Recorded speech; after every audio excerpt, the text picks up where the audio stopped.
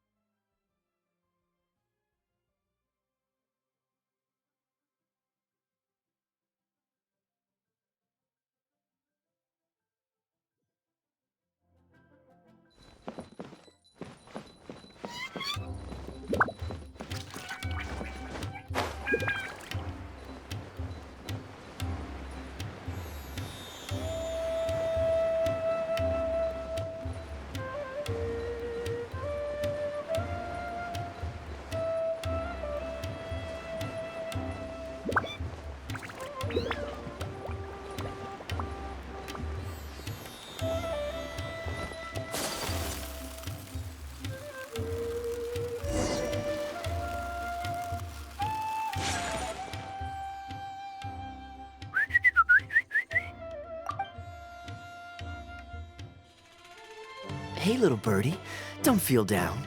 Come and perch on my shoulder. Don't be shy. I'll show you around town. Really? No wonder they never pay attention to me. Forget it. I probably shouldn't be anthropomorphizing them anyway. Haven't seen you in some time. To which one of the Animo Archons wins do I owe the honor? Oh, is this your way of saying that you missed me? Since it wasn't meant to be with this little birdie, I'd better leave it alone. Let's take a walk, shall we?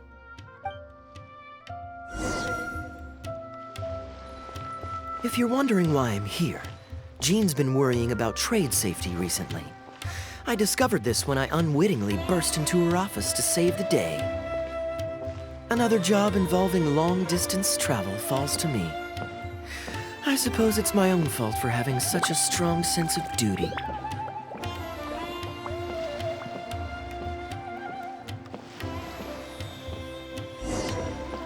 Still, on the bright side, business is now taken care of. And I have unused travel funds, so I was planning to...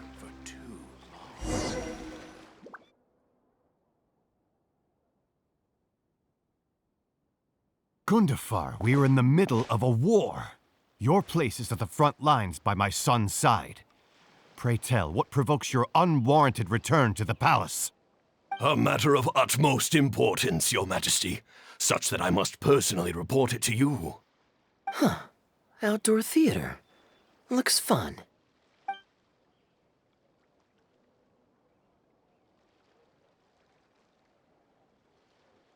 Actually, yes. I saw some guards do a musical performance when I was traveling with their caravan in Sumeru. They were desert dwellers. So are these actors. And I think I actually recognize one of them.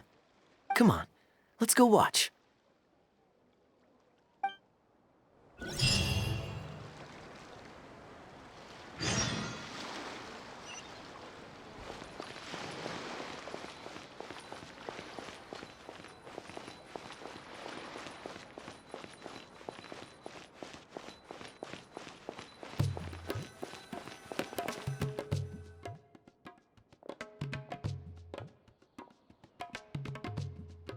Your Majesty, not only has God bestowed the throne upon you, but your beloved son, Prince Kubad, has led our brave warriors to victory against Frasyav's army. His men have laid down their arms and fled. Frasyav's brazen ambition is no more. He has bowed his head and now presents to your Majesty an offering of treasures and hostages, as well as a plea for peace. My king, this battle has finally restored the dignity of our people. Moreover, with Frasiav's offer of land comes the opportunity to expand our borders, as your majesty so greatly wishes. His Highness the Prince and I believe this peace settlement will be a great boon to our nation.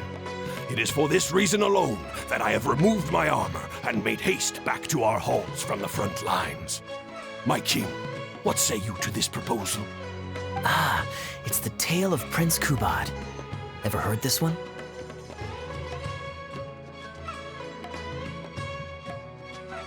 Don't worry, I still remember the general plot. Let me fill you in on the background while the king deliberates. The main characters are the brilliant Prince Kubad and his war-hungry father, King Kabus. The one talking to the king right now is Gundafar, the prince's tutor. When the prince was young, the king was deceived by a malicious rumor that the prince had mistreated his stepmother. He demanded that the prince walk through a blazing fire to prove his innocence. Miraculously, the prince emerged unscathed, thus proving his innocence. But the seeds of doubt had already been sown in the king's mind. Now uneasy in the presence of his mistrustful father, the prince requested to be sent away to the battlefield where he would fight against Frasiav's army. That's the enemy general we heard them mention just now. This is the part where the prince has won the war and decided to forge a peace with the rival nation. He wrote a letter recommending peace to his father. Oh, it looks like the king's made up his mind. Let's keep watching. Frasiav lost because he did not have the blessing of God. Our God will always watch over us and punish our enemies. Once the bells of war have begun to toll, they shall not cease until the blood of our enemies fills the land. There can be no victory until the last enemy soldier has fallen. If Kubad still wishes to be my son and hold the intaglio I bestowed upon him as proof of his royal blood, then he must obey my command. Your Majesty, I must caution that a nation destroyed is not a fallen city writ large. Now, the loss of one city strikes fear into the hearts of our enemies, compelling them to accept defeat and cede land in exchange for peace. If, however, we insist on bringing a whole nation to its knees, then so long as a single person is left standing, they will see us as their sworn enemy, and one day return to us tenfold the pain that we have inflicted on their nation and family. My king, a people is to their nation as wild grass to the open prairie. Though we burn down the whole field and spare not one blade of grass, roots continue to grow unseen beneath the surface. Come the spring, it is all but inevitable that fresh green shoots will rise up from the ashes. Cease, Gundafar. Your mind grows dull in your old age, filled with naive delusions. We shall have no more need of you on the battlefield. As for my son Kubad, I will summon him back to the capital, so he may be tried by a court-martial. What are you saying, my noble king? Why must you mistrust your own flesh and blood and sink ever deeper into the blight of hatred? When he was falsely accused, you once doubted his honor and made him walk through a raging fire. Did he not prove himself worthy by emerging unharmed from the flames? Now you would turn me away when I seek only to provide the wisdom of counsel. What is the justification for this? The justification is that my word, not yours, is the law of the land. Cease and be gone, Gundafar, so you may spend the rest of your days with your wife.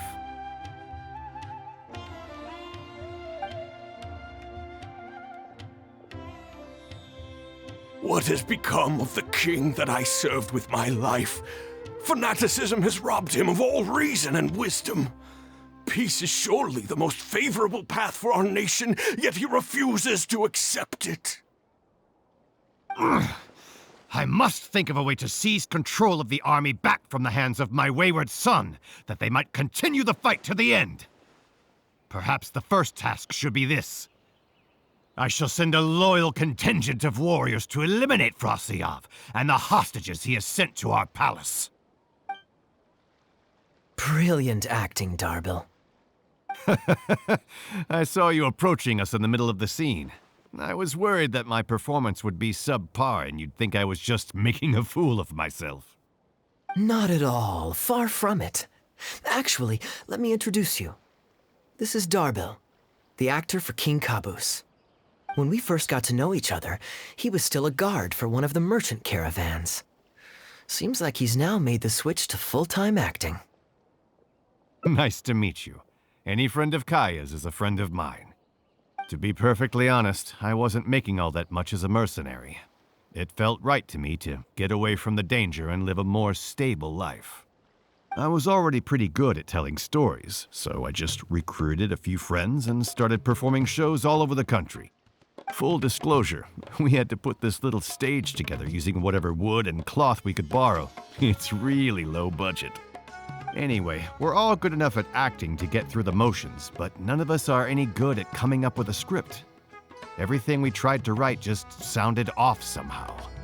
So I got a student from the academia to adapt an old story I knew to make it more appealing to our audience. What do you think? Passable? I could tell that you've had someone tighten up the lines. They turned out very nicely. That's good. Well, as you can see, even now, we still don't have much of an audience. Don't suppose you'd be interested to see the rest of the show? Sure, why not? I don't have anything pressing lined up. And I don't think the Traveler does either. Tickets for 2, please. How much would that be? There's no need for tickets. You could just get some food from Jafar Tavern. We've worked out an arrangement with them. We've actually found a sponsor for this performance, too. He's not too happy about the poor turnout, though. I doubt we'll be able to keep him for the next performance. A real pity. But what can you do, huh? Darbil Asgar still hasn't shown up for the next scene. We should get his costume and sword out so they'll be ready to go the moment he gets here. My apologies. I have to get ready for the upcoming scene. I'll see you from the stage. Talk to the bartender if you want a drink. God only knows. It's not the first time he's done this, either.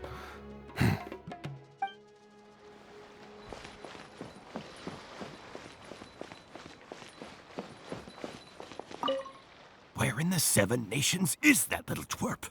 The next scene is about to begin.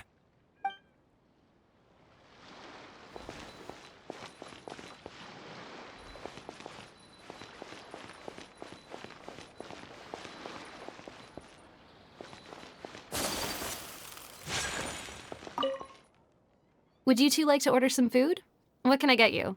If you're looking for recommendations, today's special is the tandoori roast chicken. Bear with us a moment. We're just going to take a look at the menu.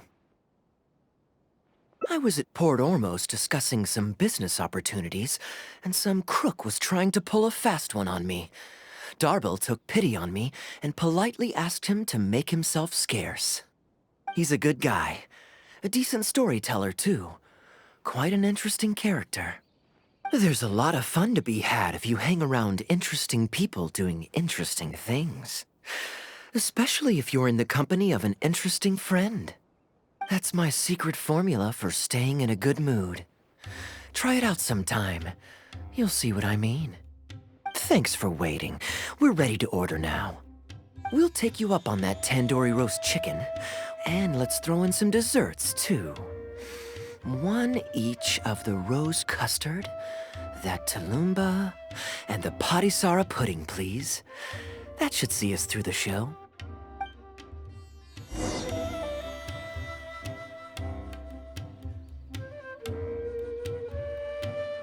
Your food's on the way. It'll just be a few more minutes.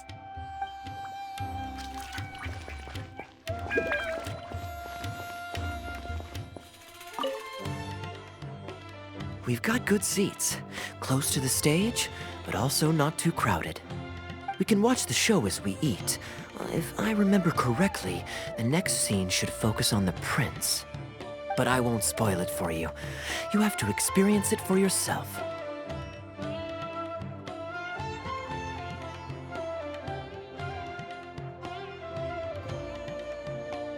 I don't tend to judge a story's worth by my personal affinity for it. But if you want to know my opinion, I'd say it's a fine tale, with a classical flavor that makes it a story for the ages. History always repeats itself. When you keep this in mind and watch out for the echoes of past events in the present, things that appear unfathomable at first glance become much easier to comprehend. Here you are. The check's on the table, too.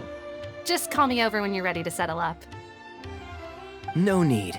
I'll pay up front. Here. Keep the change. Thank you, sir. Oh, but this is too generous. Call it a token of my gratitude for the excellent service. The food all smells wonderful, too. So please pass my compliments to the chef. Thank you so much, sir.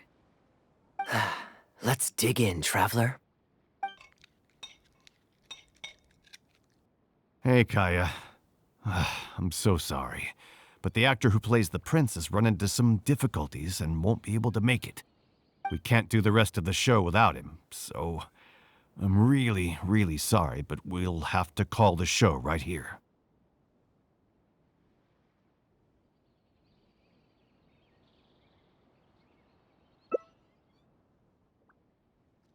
Ooh, that would be fun.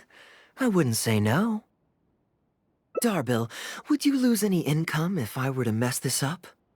Not really. I mean, there's not much of an audience here anyway. I wouldn't want to take too much of your time, though.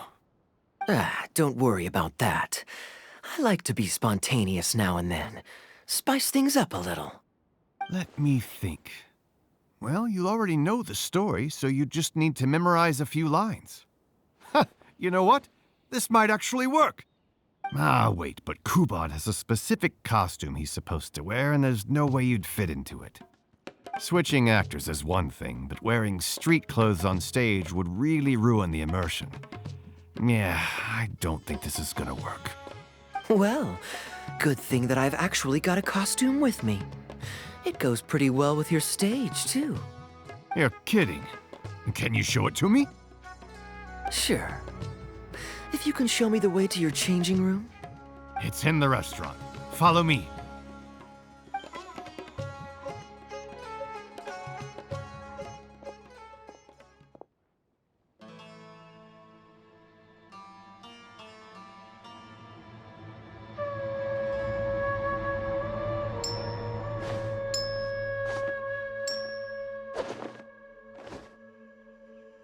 Gotta say, I think I actually look pretty dapper in this. It's a pity I don't have many opportunities to wear it in public. Uh-oh, not a fan of me as a prince? I'll have to act my heart out so you'll be too dazzled to make any digs. Kaeya, here's your script for the next scene. It's not too long, but you also don't have very long to prepare. Do you think you can memorize your lines in time? Only one way to find out.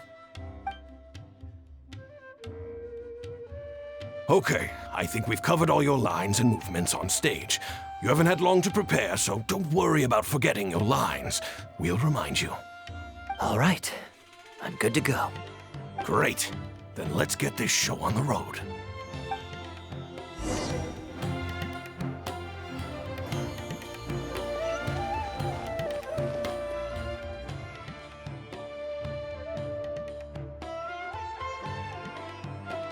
General Kubad, son of Kabus, the fate of this battle is clear. I beg you, please spare my few remaining men. They no longer have the strength to fight back. Frasyav, though you now lead only the husk of a once mighty army, I have no desire to crush your dignity. Even your most savage warriors have no desire to see further bloodshed, and none among your ranks have opposed these peace talks. Nevertheless, I must hear it from you one final time. General Frasyav, do you agree to sign a treaty in good faith and commit from this day forth to peace between our nations? With my army in ruins, I am in no position to do otherwise, but on this, I give you my word. Yes, let us end our hostilities and send our surviving men home to their families. We share the desire to lay down our arms for good and liberate our hearts from the dirge of hatred. Then as God above is our witness, by the authority vested in me by this intaglio of King Kabus, I hereby declare that I will spare your hostages and what remains of your army, May peace be restored to this land, and may these fields of war become a place where crops grow aplenty. My tutor, Gundafar, has already made haste to my father, the king, with the recommendation of a truce. It is my sincere hope that he will see that peace as a path to prosperity and grant me his blessing. Prince Kubad, your name is renowned throughout your land and ours. I will place my hope in your words. One will find on a battlefield no master of ceremonies, nor the paper on which a treaty may be signed. In their absence, let us raise our weapons and swear an oath. I, Kubad, son of Kabus, hereby pledge protection to you and all of your kin. May the oceans be stained red with my blood if I am ever to renounce this oath. Wow, your friend is so dreamy. He's not a real prince by any chance, is he? Hey, Rashana, you don't want to miss this. The good-looking guy who left that huge tip is acting on stage with Darbel's troupe. Darbel's one lucky man. I return, Your Highness. I hope I'm not too late. Have you already promised peace to Frasyov? Nay, I am not so rash as to preempt my father's blessing. I promised only what I could so far, the safety of his kin. My child, I must share with you the gravest news. Kabus has become blinded by fanaticism and hatred, and will stop at nothing to vanquish every last man under Frasyov's lead. How can this be? You mean to say that my father has rejected our proposal for peace? He has indeed. I urged him to reconsider, and for this I was rebuked and dismissed from his service. But far stricter punishment than this awaits you, should you return home with your troops.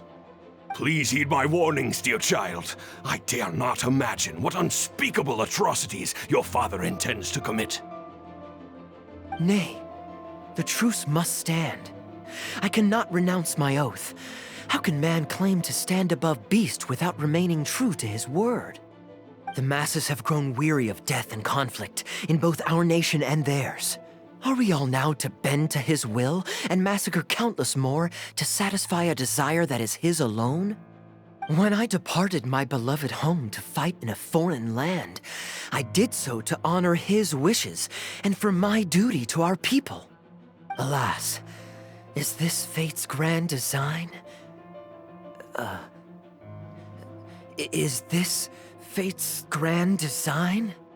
Kaeya, the next line is, "Alas, is this fate's grand design, that I should spend the rest of my days in a foreign land, till I am laid to rest in a grave far from home?" Must it be so? Huh? Wait, that's not part of the script. Kaeya, did you not hear me? My dear audience, I ask you this. Do you believe in fate? If fate decreed that your life was to end in tragedy, what would you do?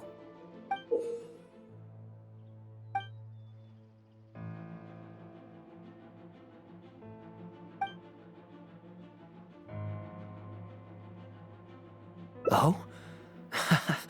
Then so must it be. Yes, so must it be.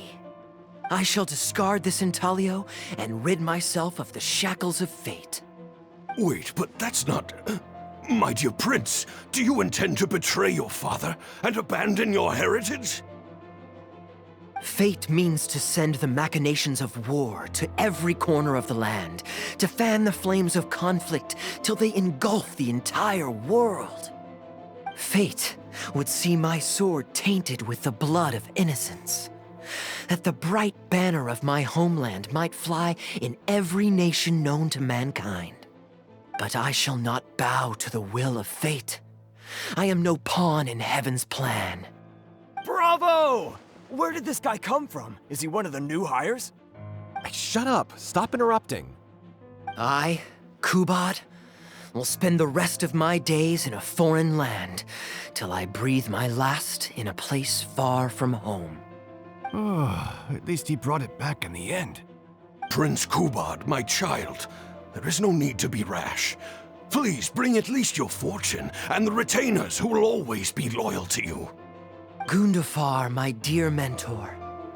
You have always been like a father to me. It brings me only anguish to bid you farewell. But I must walk this path, or freedom dies by my hand. Goodbye, my tribe and kin. Farewell, sweet land of my birth. Goodbye, my child.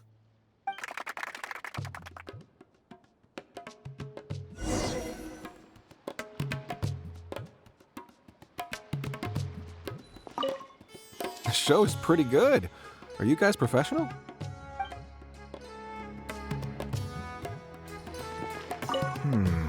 I wonder if I should go strike up a conversation with him.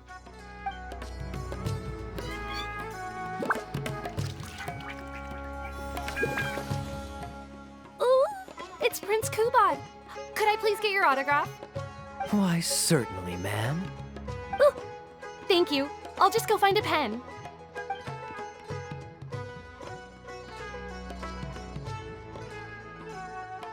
Just an autograph? Well, you can get one of those at any time. Acting is quite fun. If there ever came a day when I left the Knights of Favonius, I think I might go into acting full-time. Darbil, could you introduce me to this young man? My apologies, Master Toos. I somehow missed you in the crowd earlier. I was some distance away. I just came over near the end after I noticed the large crowd gathered around the stage. The performance was outstanding across the board. I knew that the poor turnout over the past few days was just bad luck. It was only ever a matter of time before you hit it big. The improvised section was particularly good. I think you could include some improvisation as a staple in future performances. As for the prop he threw, no need to get it back. It's fairly cheap anyway. Thank you, sir. And a big thanks also to our wonderful prince. Had Kaeya not agreed to fill in, we might have disbanded right on the spot. Kaeya, was it? Well, young man, I must say you've made quite the impression on me. My caravan is always loaded with the finest food and wines. You're welcome to visit at any time. Thank you for the invite, sir, but I'm afraid I've reached the end of my time at Sumeru. I'm sure that my friends and family in Mondstadt must be missing me terribly. Well then, consider it an open invitation. Once you've been bitten by the travel bug, my friend, you'll be getting itchy feet again before too long. My door is always open. If you're ever interested, please ask Darbil to reach out to me. Darbil, we can continue discussions on the sponsorship once you've wrapped up today's show. I'm going back to the inn. Thank you so much, Master Toos. I'll see you shortly. Seriously, Kaeya, thank you for bailing me out again. You're a good guy. May the gods bless you. You know, you should stay for a few more days. I owe you a meal at the very least. Darbil, Asgar is back. He lost track of time playing Genius Invocation TCG. You've got to sort him out. Genius Invocation again? Ah, that does it. That kid's not getting away with it this time. Please excuse me, Kaeya. I will be right back. Sure, there's no rush. Okay, I think they're all gone. Let's slip away now while we can.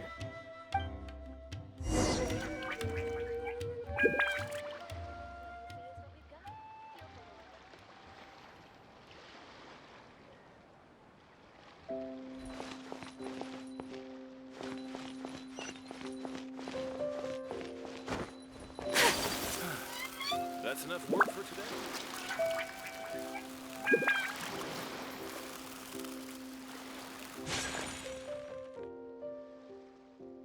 All right, this should be far enough. Don't think they'll find me here.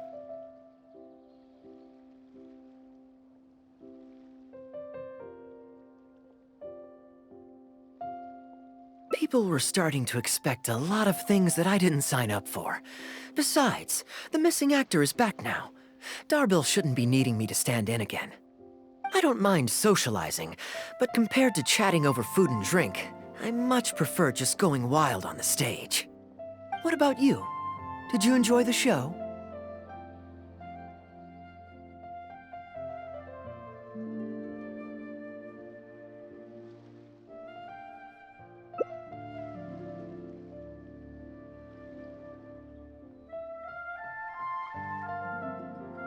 Oh? I was expecting a lengthier critique, but you've thrown the question right back at me. Sneaky. All right, I'll rise to your challenge. Let me think. All the world's a stage, and all the people merely players. Does that answer your question? Perhaps there's an inept god out there deciding everyone's fates, much like the academia student drafting Darbill's scripts. Yeah, inept is a good word for it. Honestly, it might even be a little too civil to describe a god who turns fathers against their sons and is bent on endless warmongering, don't you think? Anyway, that's exactly why actors need to wake up and realize they don't have to follow the script. There's nothing to stop them from following their gut and making it up as they go along.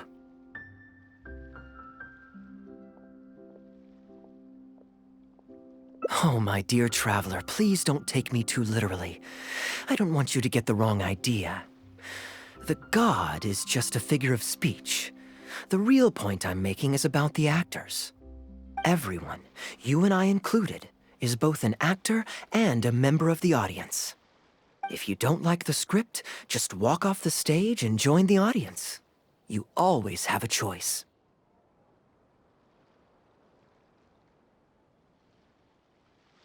A little too obtuse?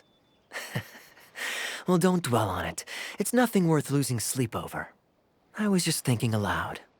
Relax, be yourself, do your thing.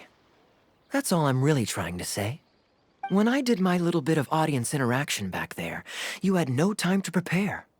You had to just say what you thought in the moment. I think those spontaneous thoughts are often the most authentic. And that's why I liked your answer. You're still holding on to the intaglio I threw you from the stage, right? Keep it.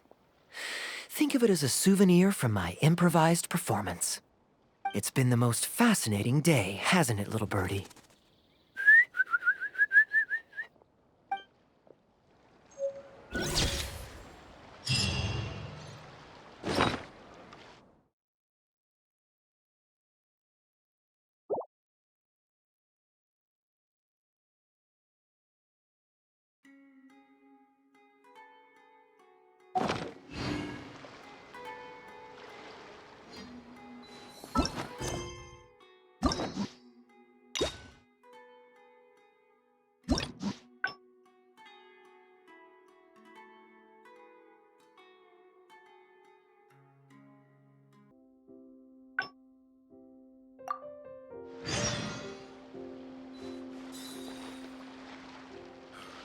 Bringing top-to-bottom reform to our foreign trade sector is exceptionally difficult.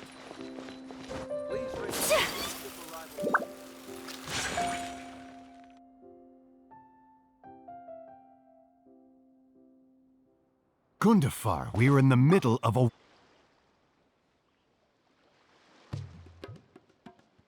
Ah, yes. Here's what I was thinking about the unused funds. Given that the acting Grand Masters saw fit to allocate these funds to my trip in the first place, I think it's my responsibility to make sure that every last mora is put to good use. In other words, what do you say we find a way to spend the remaining budget? Perhaps a fancy meal at a nice restaurant? Or a river cruise that takes in the sights of Sumeru City? Or we could buy a few nice mementos to take home. Hey, no need to put it like that. Let's keep walking. We can consider it some more on the road. The rules of the Knights of Favonius state that any and all expenditures during a business trip are counted as travel expenses. That's more than enough justification to live a little. Of course, with me being here on my own, it was looking like a wasted opportunity. But now that I've run into you, why don't we make this a joint trip?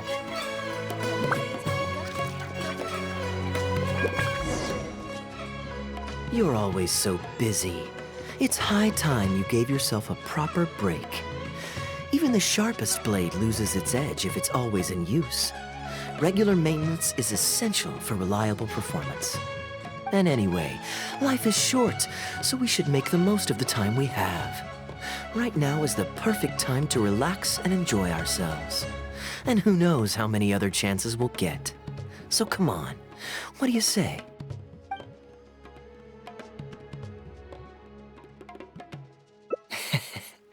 Now I remember why you're an honorary knight.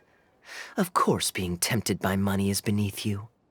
Your honest character is dazzling to behold.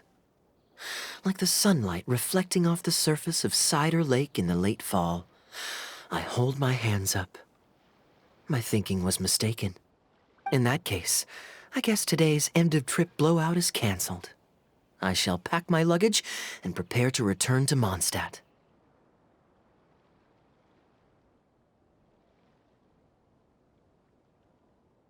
Oh? You'd do that for me? Well, this wasn't what I'd originally planned, but it's a very welcome development. When I was souvenir shopping, I picked out something for you too. Guess my thoughtfulness wasn't in vain. Let's keep that a secret for now. Not because I want to keep you guessing. It's just that I didn't think I'd run into you here. All my gifts are back at the inn. I want you to find out for yourself when you open it. The surprise is what gift giving is all about, is it not? Then it's settled. We'll leave together shortly.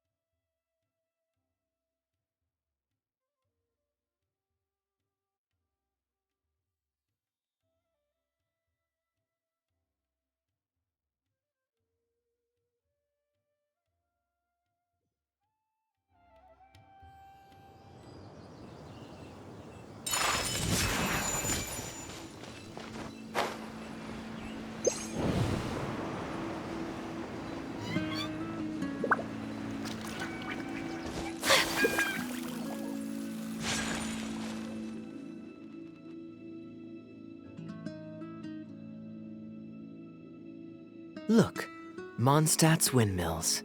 Ah, such a comforting sight. Now, as promised, your souvenir. Here you go. According to the merchant I bought it from, mysterious spirits called Jinn often live in lamps like this. And this lamp in particular once housed a very powerful genie. Merchants love to exaggerate to help make a sale, but it's still quite the pretty little lamp. I know you like rare things, so perhaps you can add this to your collection. Of course, you can also use it as an ordinary pot. Personally, I think it'd make an excellent wine vessel. You're welcome. I'm glad you like it. I'm ready to head into the city now. You're free to join me, or you can make your own schedule. I could give everyone their souvenirs first, but I'm not sure whether I'm in the mood for running around and visiting people right after the long journey. Maybe I'll take a breather first. But I know I'll only get bored sitting in my room alone. Ugh. Do you have any suggestions? Yes, I suppose. Okay, souvenir run it is. They're mostly people you know, so it'll be a chance for you to say hi to some people you haven't seen in a while. Let's start by going to the Knights of Favonius headquarters. Jean and Lisa will definitely be there, and with any luck, we might run into a few others too.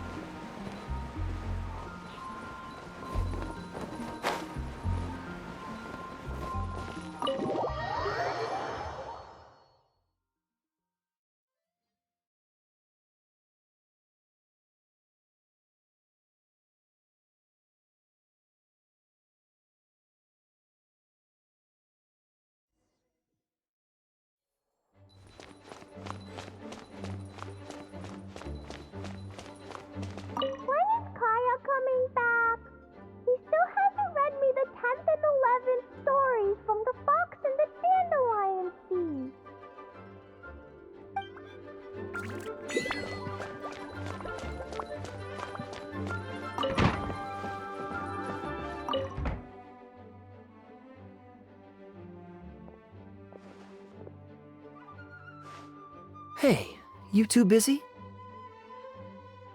You must have had a tough journey, Kaeya. Oh, it's been a while, cutie. Yes, welcome back, Kaeya. Why is the honorary knight accompanying you?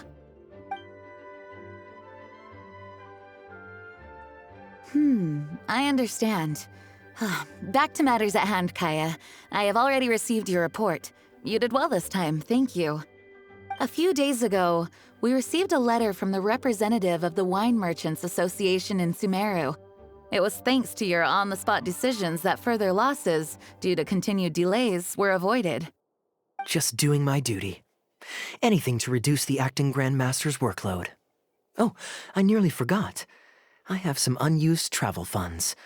I'll return the surplus now.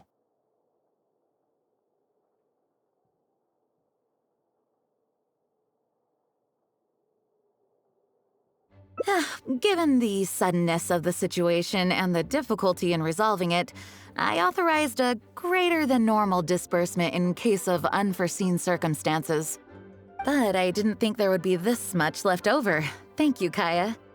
Just doing the right thing. But I'm not actually here for a post-trip debrief. I brought some souvenirs back for everyone. Souvenirs from Sumeru? Here, the letter opener is for Jean, the jeweled brooch is for Lisa, and the items in the box are for everyone else. The artistry of this is exquisite. Look at the ornamentation on the sheath. This must be one of those crafts unique to Sumeru. It's my first time seeing one in person. Thank you, Kaeya. I love the color of the gem in this brooch, and the setting is so elegant.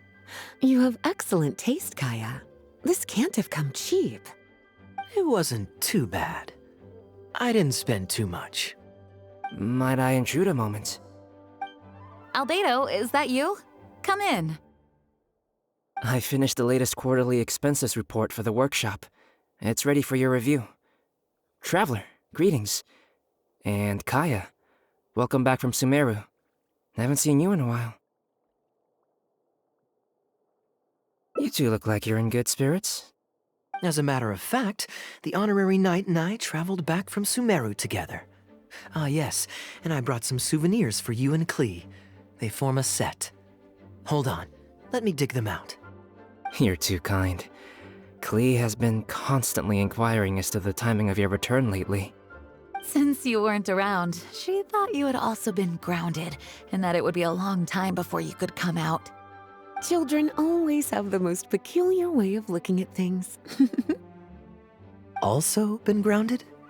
Sounds like things haven't been too dull for you all in my absence. It's Klee's third time this month. Evidently, you're not the least bit surprised. No. On the contrary, what would be a surprise is if Klee ever managed to stay out of trouble for a substantial length of time.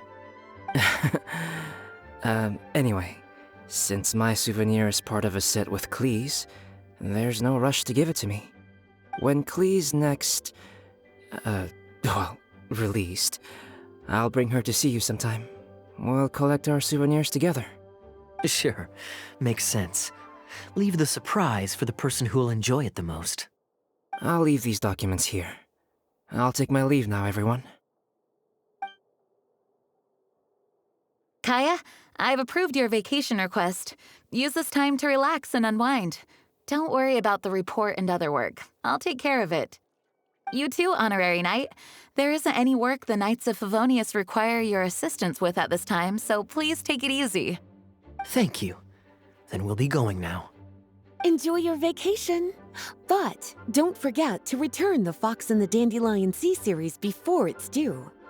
Don't worry, I'm nearly done with those. I'll be able to return them in a few days.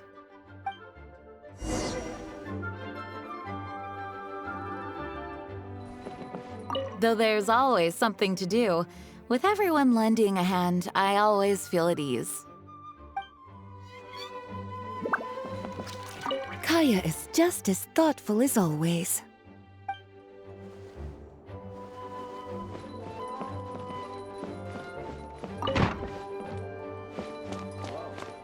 May the Animal Archon protect you.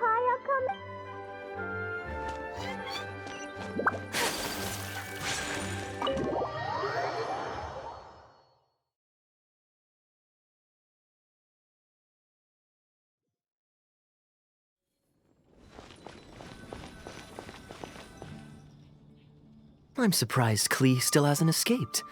I taught her a few tricks just before I left.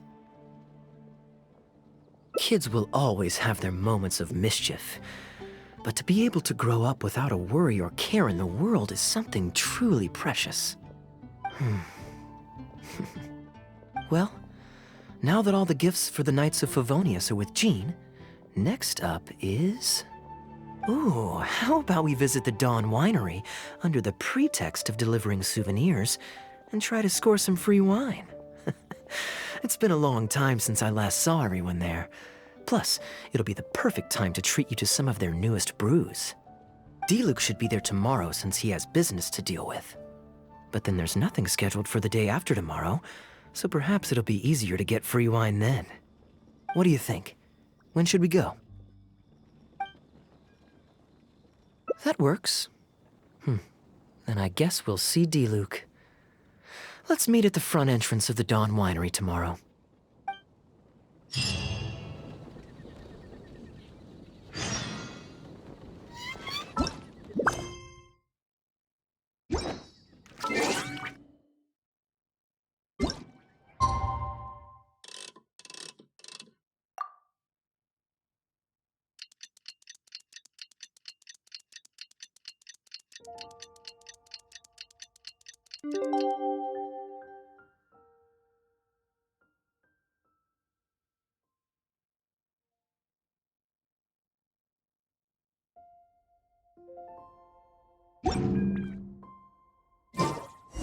A blade embraces its duty.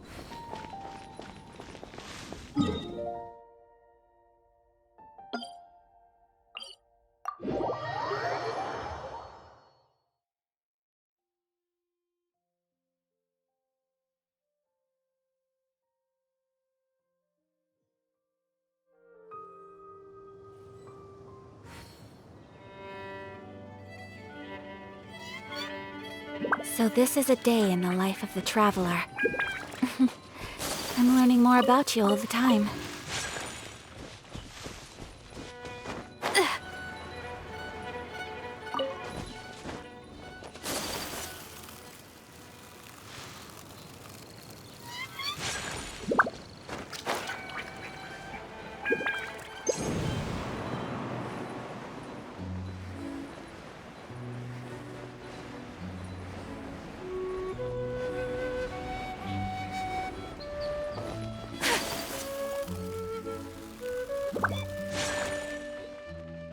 You made it. Come on, let's go inside. Brace yourself for some sour grapes.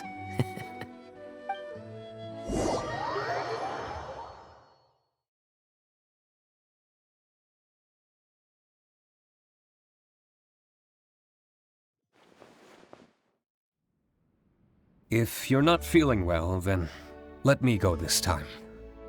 Oh, I'm fine. It's not serious. Oh, I'm sorry. I hope I'm not interrupting anything important. What are you doing here today? And I see you've brought a +1. Oh, it's nothing particularly pressing. It's just that we recently returned from Sumeru, and given how long it's been since we last visited the winery, we thought we'd drop by and say hello. Is that it? Make yourselves comfortable then. Oh, do you really mean that? Because my definition of comfortable happens to involve prodigious amounts of your finest wines. Speaking of which, I'm curious where you store the wine these days. Is it the same place as it always used to be? Sounds like you're in a hurry to reach your goal. Been plotting this raid for a long time? Plotting a raid? Why, you misunderstand me. The truth is, a rumor happened to reach my ears recently. My informants tell me that last month, the Dawn Winery spent a large sum of mora on 2 bottles of limited edition Northland Valberry liquor. However, it turns out that they were likely just cheap knockoffs masquerading as the real thing. Of course, a teetotaler like yourself would struggle to tell the difference. So why not get a connoisseur to help you appraise the quality? Ah, wait. But the sterling reputation of Dawn Winery is at stake. Why, if you really purchased bootleg liquor, that would be scandalous. Better to have unknown and insignificant alcohol aficionados do the taste test for you, to prevent word getting out. Quite the story. You used that one last year. Got anything else? What? Really? I totally forgot. In that case, how about the principle of reciprocity? Here, this is for you. I bought it for you in Sumeru, and it cost a veritable mountain of mora.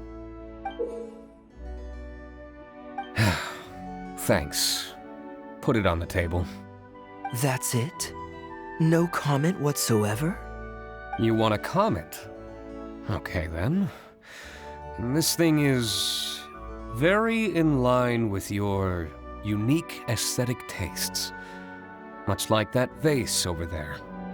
Elzer, fetch a bottle of this year's newest batch from the warehouse, or else someone will keep blathering on with endless excuses. One moment, Master Kaeya. I shall fetch it immediately. What's wrong, Elzer? Are you okay? My throat is a bit raspy is all. It got better after I began taking medicine, but recently it flared up again. Other than a bit of difficulty breathing now and then, it's nothing to be concerned about. Many illnesses are caused by overwork. If you don't get enough rest, medicine alone won't solve the problem. Surely you should have long since handed over the work of the winery to Diluc by now.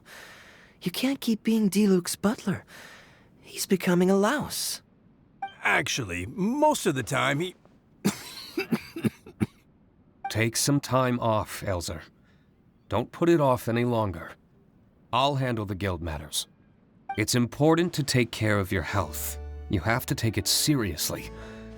And, cavalry captain, you would do well to remember that brevity is the soul of wit. Master Diluc, Master Kaeya, thank you both. Then I'll take my leave and rest for a few days. Enjoy your vacation. Though, before you officially clock out, let me head out the door with you. We can grab a few bottles on the way. There's nothing quite like enjoying a quality wine while feeling the gentle breeze against your face. Normally I'd accompany you, but unfortunately I still have some pressing matters to take care of. My apologies and regards to both of you. Really? Oh, that's a shame.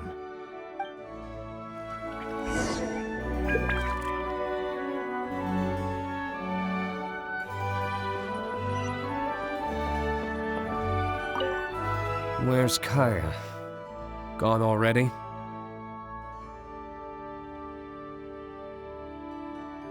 Right now, just the usual day-to-day winery business.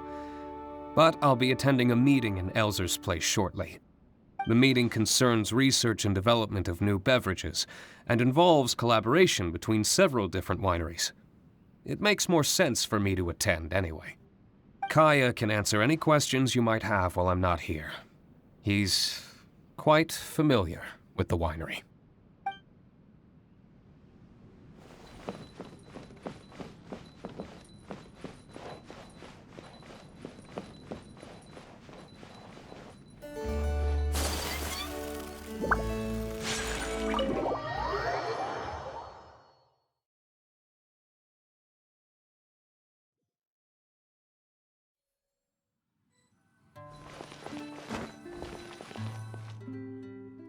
I asked Connor to select a bottle of our best. He'll bring it by shortly. You asked Connor? He hasn't seen you in a while. He's just happy to be able to do this for you. Considerate as ever. Ah, Elzer, I also brought you a gift. Here, this belt buckle's for you. Such artistry. Thank you very much indeed. I'll put it on as soon as I get home. Glad you like it. Go on, enjoy your time off. And don't forget to see a doctor. Very well, Master Kaeya. I'll be taking my leave now. Elzer is a good guy, and he's very responsible. But with 1,000 different things to worry about each day, that same sense of responsibility wears him down. Master Kaeya, your wine and an apple cider for your friend. All freshly fermented this year. Please, have a taste. Traveler, this one's for you. Oh, very clear. And a full-bodied aroma. That's rather nice. Isn't it? This one's a little on the sweeter side, but I can go grab a dry one if you'd prefer. No need. Sweet is just fine. Let's drink one together.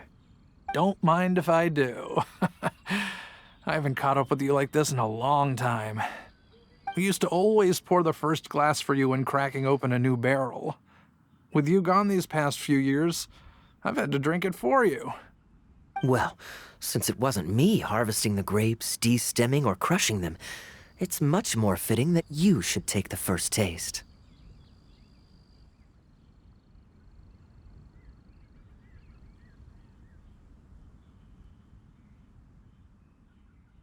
It's an important step in the winemaking process. After harvesting the grapes, the stems have to be removed prior to fermentation, or they'll affect the quality. If you'd like, Traveler, you can help us harvest some grapes. Winemaking can be quite a lot of fun. It isn't nearly as exciting as he makes it sound. Your back will be in so much pain after picking grapes that you won't be able to stand up straight. Master Kaeya is right. Harvesting grapes is a back-breaking labor. But seeing the grapes turn into grape juice, then ferment into wine, it's a fascinating experience. And every person at the winery should have a chance to share in it. Wait, so Diluc actually helps you with the winemaking? Oh, goodness no. Master Diluc is far too busy, not just during the day, but even at night. Oh? And just what is Diluc always so busy with? Well, you know, come nightfall, he's always out there, networking and so on. Master Kaeya, you may be surprised to learn just what lengths Master Diluc is willing to go to for the sake of the business. Connor, you're an awful liar. I hate to see you struggle. Oh, so Master Kaeya, how do you like your drink? I remember you weren't very interested in wine when you were young. That was because the adults said children weren't allowed even a drop. Don't you remember how much trouble Diluc got in that time he snuck a drink? Ah, yes, of course. Adeline even covered for the two of you. But on a serious note, having grown up at a winery, I spent my childhood watching Tunner plant the grape seeds, waiting for them to ripen on the vine, harvesting them together, and waiting for the alcohol to ferment. Even though I couldn't help with making distilled spirits, watching everyone work was fascinating. How could anyone not love to drink with a childhood like that? So, let us raise a glass to wine itself, and in thanks to the gracious hospitality the winery has shown us today. Hear, hear, to Dawn Winery.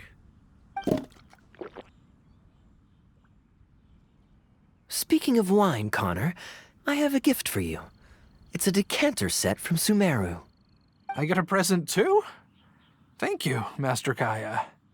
Time really does fly. I still remember the days when everyone was giving you gifts at your birthday parties when you were young. Now I have wrinkles and Tunner's bent double, while Master Kaeya is the cavalry captain of the Knights of Favonius. How is Tunner holding up? He's still tough, but getting on in years, so some things just aren't as easy as they were. But he's used to doing things his way and doesn't trust new employees to do it for him. A lot of the temporary workers I hired quit because they couldn't handle how picky he was. Master Kaeya, if you have time, why not go talk to him about it? You're probably the only person he'll listen to besides Master Diluc. I definitely owe him a visit. I haven't seen him in some time, and I do have fond memories of the days when he was teaching me to pick grapes.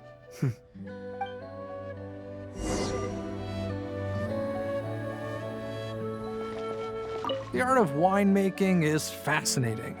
Would you like to try and learn?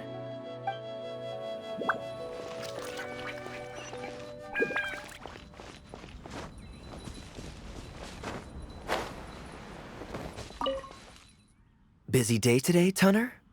Oh, Master Kaeya, you're back. No, I'm not at all busy. I just spend my hours watching the grapes growing on the vine. They're growing wonderfully this year. A few rows are almost ripe. We've already begun harvesting them these past few days, so that'll keep me occupied. Sit. After we're done picking, I'll bring a few bunches over for you to try. No need. We were just drinking with Connor, and our stomachs are so full of wine that we couldn't eat a bite. What about your friend? Doesn't she want to try? Allow me to introduce the honorary knight of the Knights of Favonius. Ah, the honorary knight in the flesh. There are so many talented people in the Knights of Favonius. You all have bright futures ahead of you. Harvesting grapes is hard work. Let me help you. Do you still remember how I used to help out when we were short-handed? I believe I do. In that case, I'm counting on you. What's this? Everyone's clamoring to do manual labor? Well, suits me. More help is always appreciated. Come with me, young lass. I'll tell you which grapes are ripe enough, and you can pick them.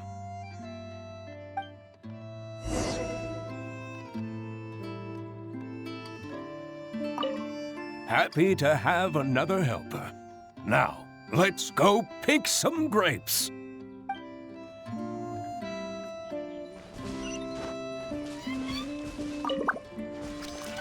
Ooh, you have nimble hands, lassie. Master Kaeya wasn't nearly so careful when he was young. He mangled so many his first time. What a waste. Fortunately, the young master has a good head on his shoulders. Didn't take long for him to get up to speed. And now he's turned into such an outstanding young man, polite and kind. If I had a son as exceptional as Kaeya, oh, I would be the happiest man in Mondstadt. Happy to have another helper. Now, let's go pick some grapes.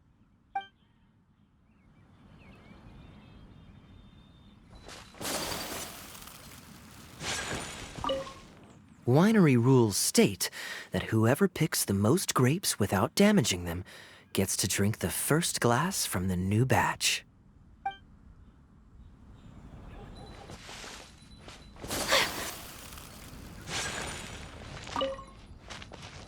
There's a few more rows of grapes up ahead. Let's finish picking them together. Careful not to damage the grapes when you pinch the stem.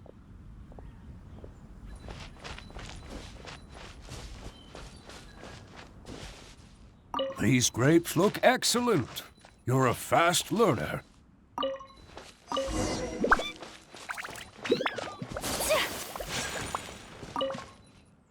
I'll take them. Good job. Master Kaeya left the winery and moved to Mondstadt. Just like my own son, Guy. He left home to join the Knights of Favonius, too. I don't know him like Miss Adeline or Master Diluc do, but I know that no matter how old your child gets, they always need a home they can come back to. And without family by your side, you at least need the companionship of friends. I've been working here for decades and watched him grow up with my own two eyes. Sometimes I get the sense that there is something bothering him, something deep-rooted. But he guards his secrets closely. Or perhaps he just doesn't want to involve us. After all, I doubt that we could help him. I can see that you have a good relationship with Master Kaeya. Please look after him. He's very dear to us.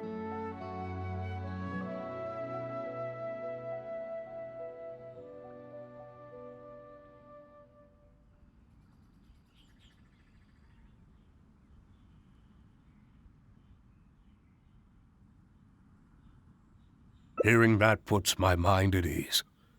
You're a good child. Thank you. Wonderful, wonderful. Knowing that he has a friend like you, we here at the winery can be happy for him. You're looking very happy, Tunner. Was the traveler telling you some jokes? No jokes. I've received a letter from my son, Guy. He's really going places. I'm so delighted. Master Kaeya, honorary knight. My eyesight is fading in my old age. Could you read it out for me? Of course. Thank you both.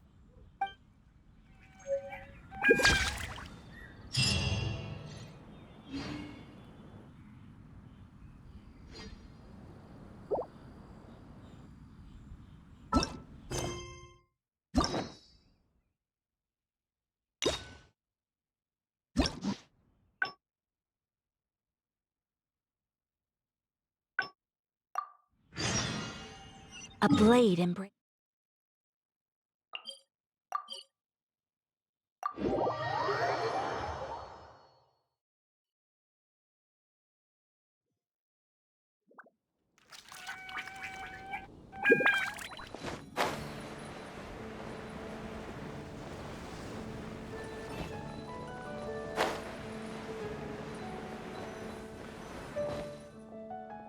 I'm surprised Klee still hasn't escaped.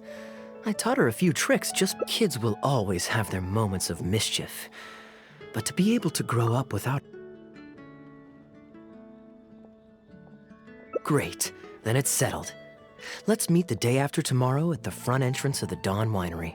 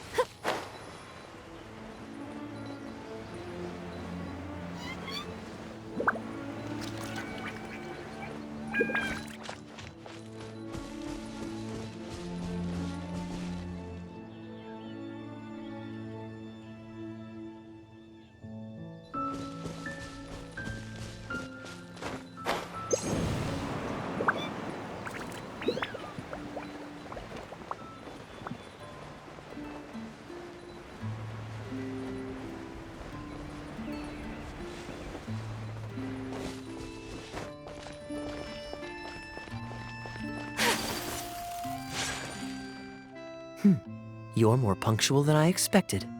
Let's head inside.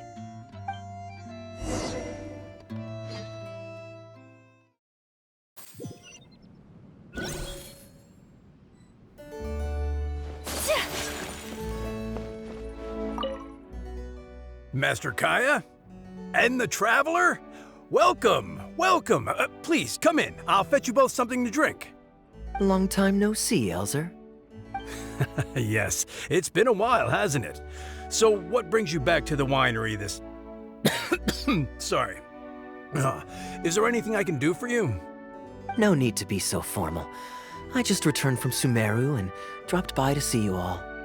Ah, what a pity. Master Diluc went out to handle business last night and hasn't returned yet. Never mind. The main thing is that you and Adeland are here. Oh, speaking of Adeland, where is she? She's taking some time off. She was busy cleaning yesterday and finally has a bit of time to herself. Perfect. I brought some gifts for you both. Here, this belt buckle is for you. My goodness, it's exquisite. Thank you, Master Kaeya. I'll treasure it. Would you like anything to drink? We recently finished making a new batch of dandelion wine. Well, what perfect timing. I was just wondering how this year's batch was coming along. Let me fetch a barrel and have someone deliver it to the Knights of Favonius headquarters for you. Oh, I won't be needing an entire barrel. A couple of bottles will be more than sufficient. Else Diluc might say I came here to beg. Oh, Master Diluc might grumble, but he doesn't mean it. Anyway, let me fix you both a drink.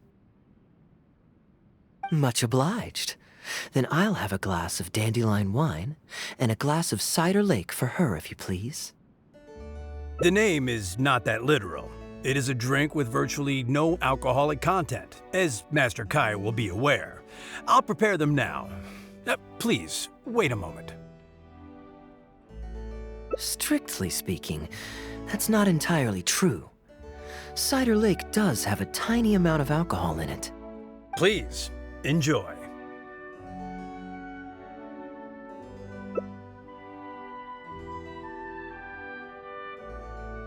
Pleased you liked it. Looks like my bartending skills haven't faded with age. How have you been recently? Is the winery's business doing well? To tell you the truth, we've had our work cut out for us recently trying to fulfill some major orders. Things have only just started to quiet down over the last couple of days. So, you've had no time off lately? Master Diluc was concerned about the same thing. But with him being out on business for a few days, who would take care of business and the guests if I were to take time off? Maybe some other time. At least take half a day to see a doctor and make sure you're okay. If your condition worsens, Diluc will never forgive himself. You make a fair point. If you're worried about having someone to handle the winery, why not leave it to me? I'm familiar enough with your responsibilities to cover for you for a while. Master Kaeya, Please, come back to the winery more often. We all miss you very much. All right. No need for that kind of talk. Come on. I'll see you out.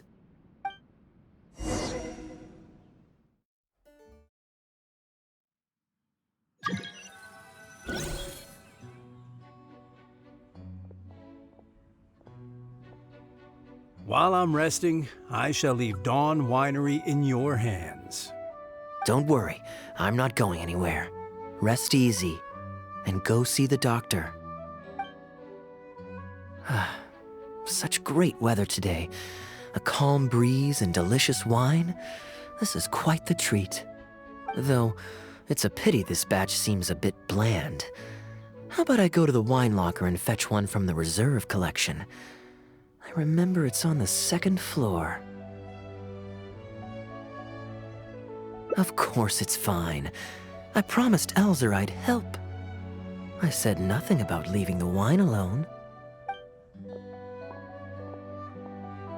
Sorry, I'm a little late to the welcome party, but I believe I just heard the words wine locker and reserve collection.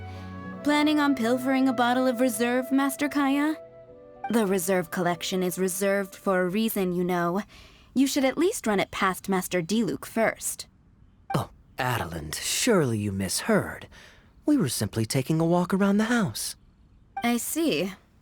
Anyway, what brings you and the traveler to the winery today? We just returned from Sumeru. It's been a while, so I thought we might drop by and say hello. And perhaps enjoy a complimentary drink while we're here. Surely you wouldn't object, Adeland. How could I object? We're simply happy that you've come back to see us. Oh, Adeland, I also brought some gifts for you all. This bottle of essential oil is for you. If you rub it on your hands when it gets cold, your skin won't crack. Oh my! I can't believe you remembered something like that. Of course I remember. You always took such good care of me when I fell sick as a child. In comparison, this is nothing. You're all grown up now, and you don't get sick nearly as easily. You don't need me to look after you anymore. True, I don't get sick as much. But speaking of being looked after, when I was in Sumeru, I did find myself and my stomach missing your cooking so terribly. Oh, are you hungry? Would you like to eat something? You too, traveler. Please tell me if there's anything you'd like to eat. Well, now that you mention it, I do actually feel a bit peckish. Steak? Oh, yes. A nice steak would really hit the spot. Fragrant cedarwood grilled, medium, stewed vegetables on the side? Yes, just like you always used to make. Thank you kindly, Adeland. My pleasure. Traveler, I'm sorry I'm not familiar with your preferences. Would you like to come with me and select a few dishes?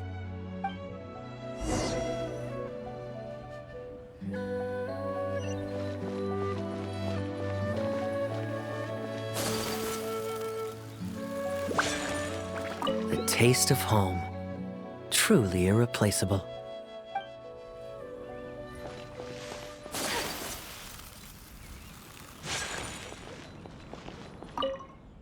Grilling the steak over fragrant cedarwood infuses it with more flavor than pan-frying it. It's a favorite of Master Kaeya's. Since using an open flame to grill indoors is somewhat inconvenient, we usually set up a grill outdoors. It's perfect for grilling meat, but you can also use it to make stews. I can offer you a satisfying salad, cold cut platter, and anything stewed. What would you prefer, traveler? Okay, right away. Master Kaeya really likes stewed vegetables, but it takes the most time. So I'll start making that first and then prepare your meal once that's underway. Of course! I looked after him and Master Diluc when they were growing up. He wasn't always such a complicated character. He was a gentle child, polite and very sweet. Boys, huh? The gentle ones grow up to be wild, and the rambunctious ones become quiet and reserved. At least that's my experience. If there's anything you don't understand about Master Kaeya and his antics, please feel free to talk to me about it. His temperament has changed quite a lot over the years, but he still has a lot of the endearing qualities I remember.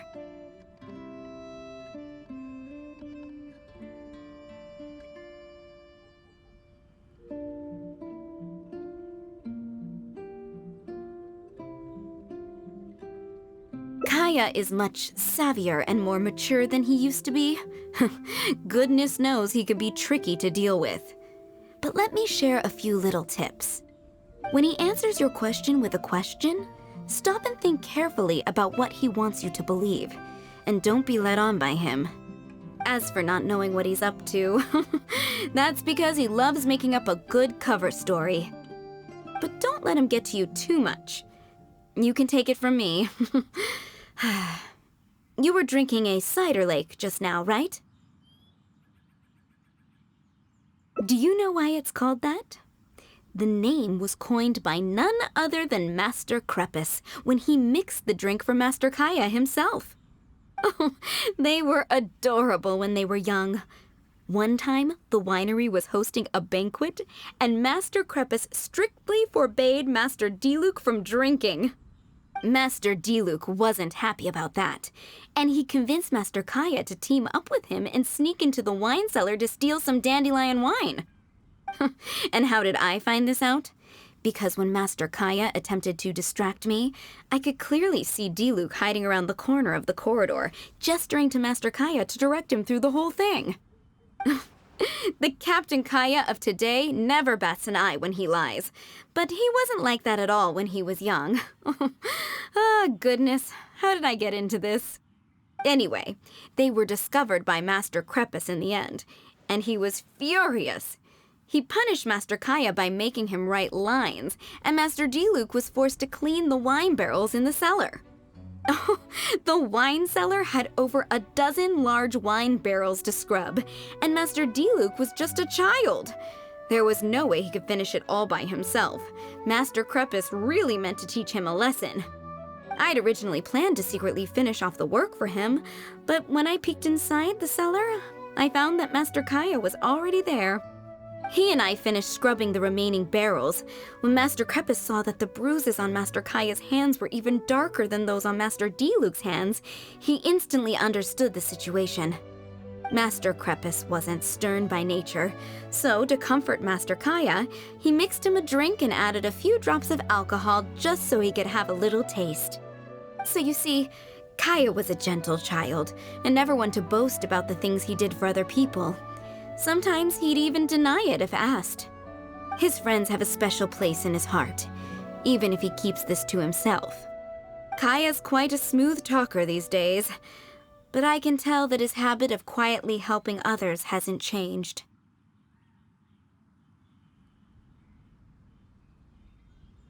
Ah, good. Okay, the stew is nearly ready, but the meat and the other dishes will need a moment. Please wait at the table. I'll be over shortly.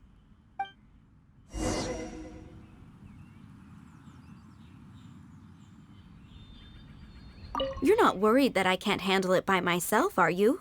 Relax. Serving meals is all part of my job as a maid. I can manage.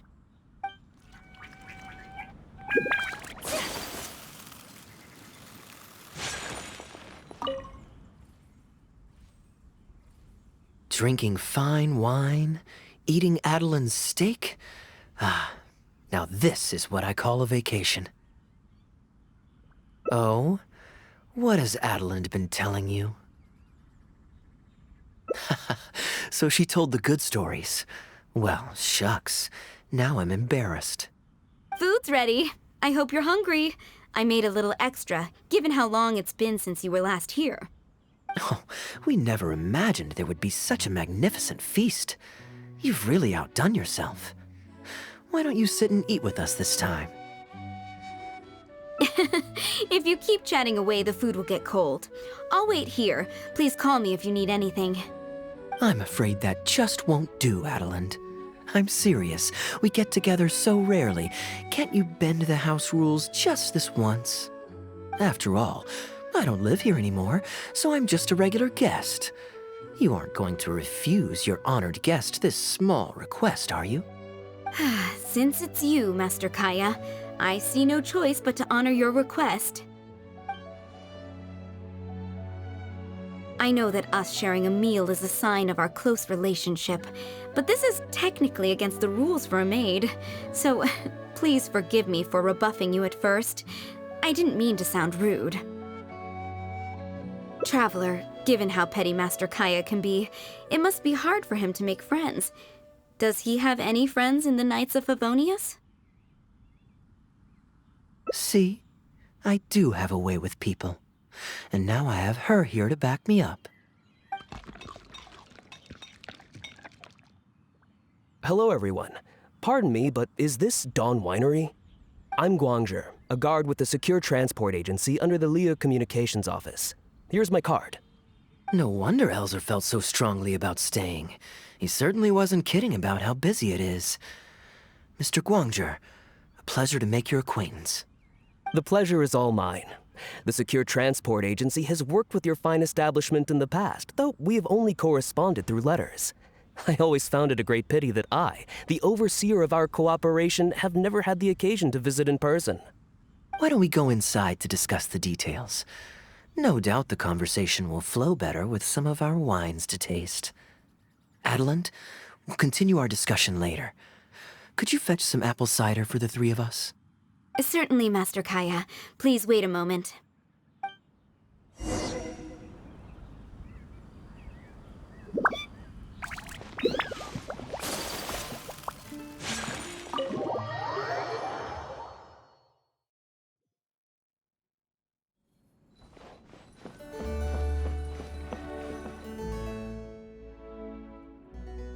And how might I address you, sir, as well as your...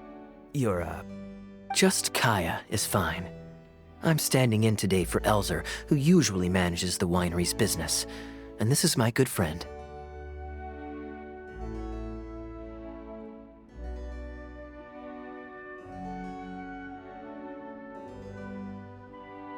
A pleasure to meet you as well. I'm not just here today to pay a visit. I actually have an invitation for Master Diluc to cut the ribbon at a ceremony to celebrate our agency's business. Our collaboration with Dawn Winery last year was quite successful, and I was curious about your product shipment plans for the next quarter. If it's no trouble, please, also mentioned to Master Diluc that our agency has expanded this year. So if the winery has any additional needs, please consider us. Master Kaeya, the apple cider you requested. Master? Wait. Pardon my foolishness, but might I inquire as to your relation to Dawn Winery? I'm Master Crepus's adopted son, and Master Diluc's brother. However, as a serving captain with the Knights of Favonius, I am rarely at the winery. My mistake. I apologize for not realizing earlier. I do hope I have not done you a discourtesy. You may have misunderstood, Mr. Guangzhe. Though I am Master Diluc's brother, I don't actually live at Dawn Winery. I'm also a guest here today. I'm merely here receiving guests due to Elzer being temporarily indisposed. But please, don't worry. I will be sure to extend your invitation to Master Diluc. Thank you for your graciousness. I knew the Dawn Winery's wines were delicious, but I am only now discovering how wonderful the apple cider is. It has a clear and inviting fragrance. In addition to the apple cider, the winery has an extensive collection of reserve wines and liquors. I see you are also a connoisseur of fine wines, so it would be a shame not to sample some. Adeland, please fetch a bottle from the reserve collection in the second floor wine locker. As you wish, Master. Thank you again for your most gracious hospitality. Today's trip was very fruitful. Now, allow your humble servant to take his leave. Please, it was a pleasure. Here's hoping we'll have a chance to share some more fine wines together in the future. The guest has left, Master Kaeya.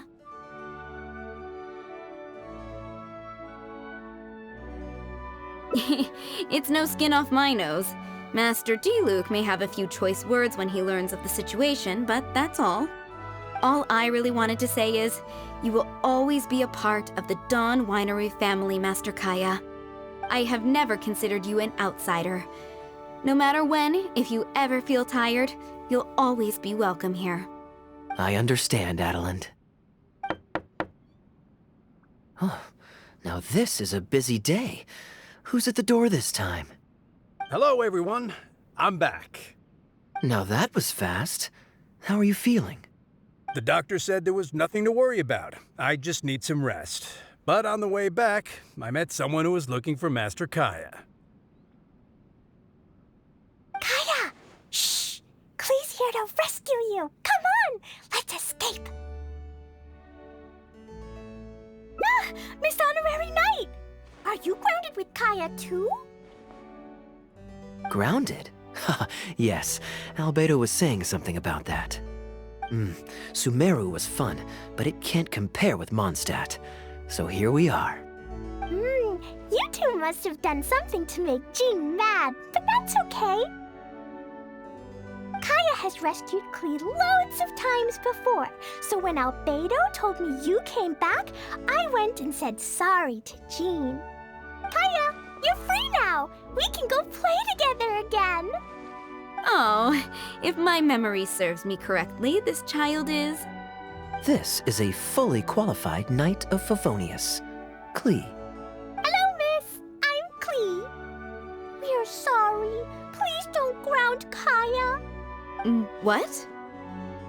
I really need to take Kaeya and Miss Honorary Knight away, so we can go find Albedo, Sucrose, Amber, and everyone else and play together. I see. Hello, Miss Klee. You needn't worry. Master Kaeya's grounding is long over. See, Adeland, you don't need to worry about me. I have lots of people to care for me now.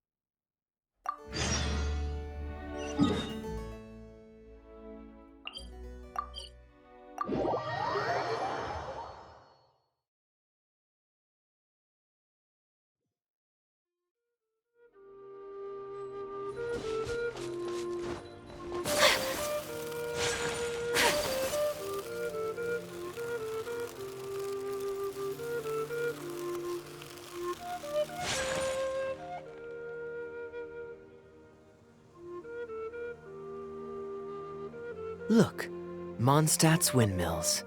Ah, such a comforting sight. Now, as promised, your souvenir. Here you go. According to the merchant I bought it from, mysterious...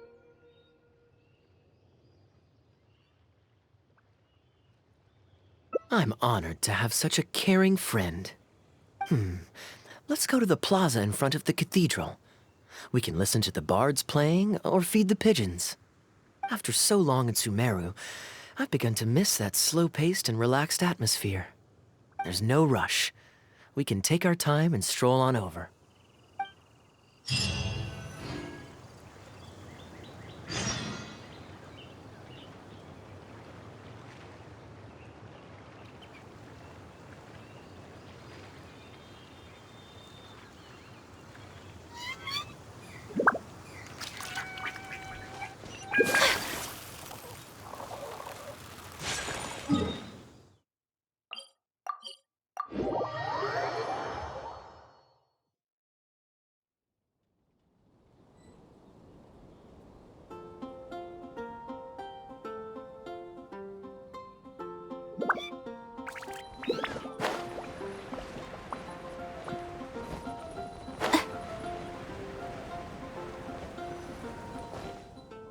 Port Ormos is always lively, even late into the night. People there go to bed much later than I imagined. Quite a stark contrast with Mondstadt. People pray and play music in the cathedral plaza during the day, but come nighttime, the streets are deserted except for the knights on patrol.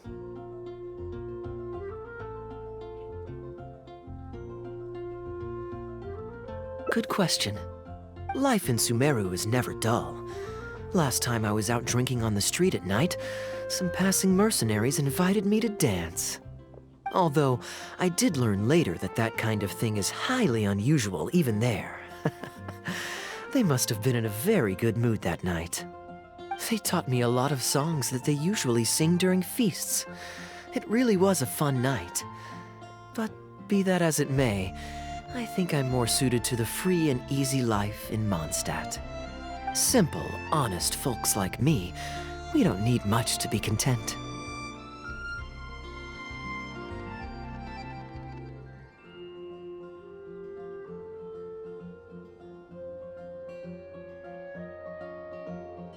Fair enough. Let's shelve that discussion for now. Have you ever had a chance to hear the cathedral choir before? The hymns they sing are a whole tradition in their own right. Quite different from the folk songs that the bards play. Well, let's see if we can catch them today. Sister Grace is right there, so we can ask her about the choir's schedule.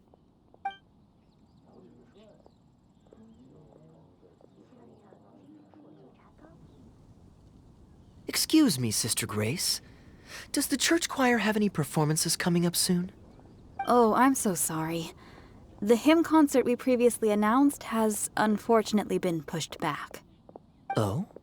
What's the story there? As you probably know, Captain Kaeya, we've been trying to organize an amateur choir in addition to the regular church choir. Ah, yes. I heard about that. I believe the plan was ultimately to have different choirs who can take turns to perform hymn concerts. Yes, exactly. Well, it turns out there are plenty of believers who are good singers and interested in joining a choir. So, in theory, it should have been a simple case of getting everyone in the same room, then practice, practice, practice. But, for some reason, the rehearsals are going terribly. I don't understand it. Everyone in the choir has a basic level of musical literacy, but they sound awful together. It's like everyone's trying to do their own thing. There's no group harmony. Oh, maybe I'm just not musically gifted enough to give them the guidance they need. Captain Kaeya, I know you like listening to hymns. How good is your understanding of vocal music? Me? Music is far from my forte. But if you need some help, then don't worry. I know an expert who's more than up to the task. Thank you so much, Captain Kaeya.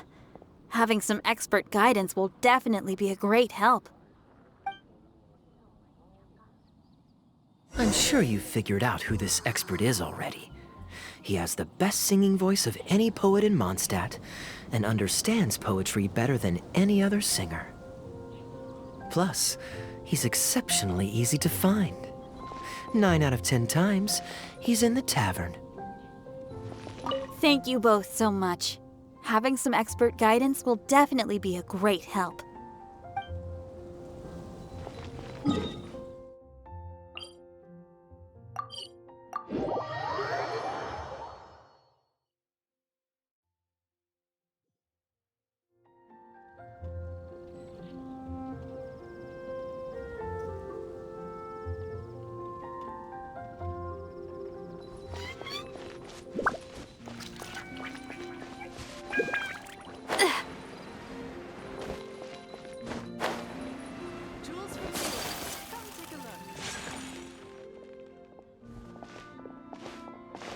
Good day.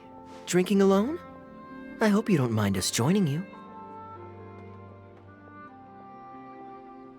Hello, hello! Please, take a seat. We're all friends here.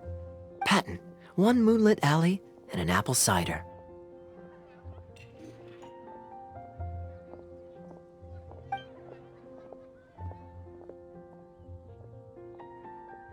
Ooh, excellent choices. Come on, let's have a toast and drain our glasses together. Here's to the time spent drinking with friends, which is more unforgettable than the drinks are delectable. Ever the poet, Professor Venti. A beautiful toast from the bard with the most. Any new songs of yours we could listen to? There's a real dearth of quality entertainment at the moment, since the cathedral's choir performance has been delayed again. Speaking of which, I trust you've heard Sister Grace's choir perform before? Of course! Though the format is a little on the formal side, they do sing quite beautifully. Very pleasant to listen to. So you'd say you enjoy listening to hymns? Let me think. Well, however it's expressed, as long as you can hear the singer's passion and joy in their voice, I consider it a phenomenal performance. Passion and joy, huh? An intriguing perspective. By this logic, I suppose Lord Barbados would also enjoy the choir's performances. Oh? And why is that? Think about it. It's only because of his patient guidance and protection that the people of Mondstadt can now sing such beautiful hymns in the cathedral. It must be quite satisfying for him to hear a joyful people lift up their voices in song. Yes, well, that's a beautiful image filled with hope. But actually, maybe Barbados himself doesn't give it so much thought. In principle, the hymns of the cathedral are dedicated to a god. But in reality, the audience are all ordinary people with very worldly concerns. So what really matters is that the people enjoy what they're listening to. If Sister Grace was able to see things that way, perhaps she wouldn't feel so distressed. Huh? Distressed? About what? Ugh, she might be asking a bit too much. To be honest, if they have a natural talent for music, they should just be allowed to sing whatever they want. It'll all sound good. I'm pretty sure the first people to sing songs to the Animal Archon weren't all singing the same tune. Besides, he is the god of freedom. Surely he'd prefer to hear Mondstadters sing their hearts out however comes naturally to them. Well, to each their own, I say. But Sister Grace seems quite bothered by the whole thing. If only a kind soul with a deep understanding of poetry and music could help her. Patton? More drinks? Uh-oh. I only brought enough money for 1 bottle today. I'll have to pass. Another bottle of apple cider for Venti, please, Patton. My treat. Wow! Thanks, Kaeya. You are one of the finest students ever to emerge from my fast-track love poetry class. I always did admire your enthusiasm and kindness. With the aid of this bottle, a humble bard's woes are whisked away on the wind. And so it falls to this humble bard to pass the blessing on to another. Then this is probably the single most worthwhile alcohol purchase I've ever made. With your help, Sister Grace's problems are as good as solved. Sister Grace is a devout follower of the Animo Archon. Perhaps it's her depth of devotion that causes her to worry too much about the smallest things. Don't worry. Just wait a moment. I'll go find her. Right after I finish this cider. The next time you visit her, our sweet sister shall be sad no more.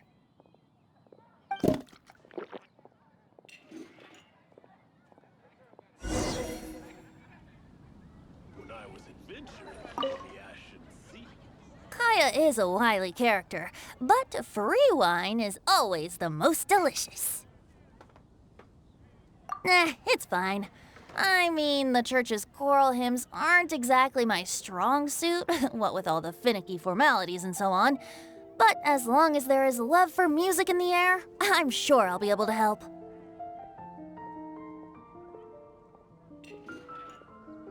Hey, if I'm happy and Sister Grace is happy and the audience is happy, that's a great thing, isn't it?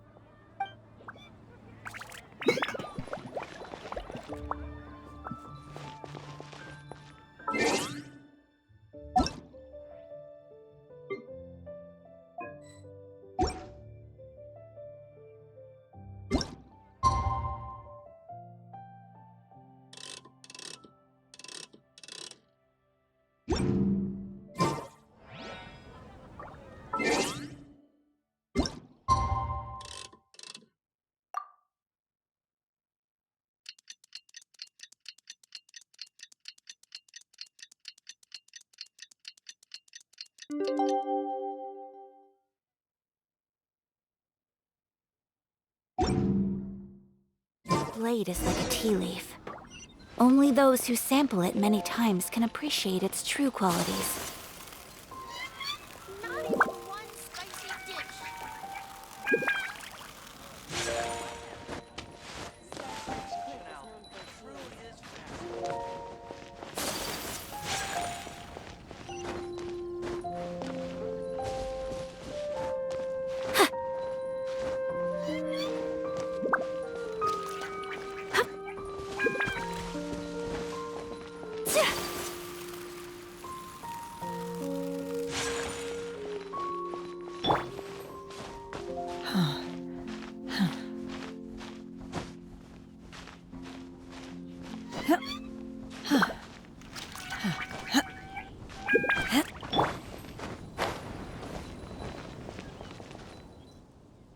Hello, Sister Grace.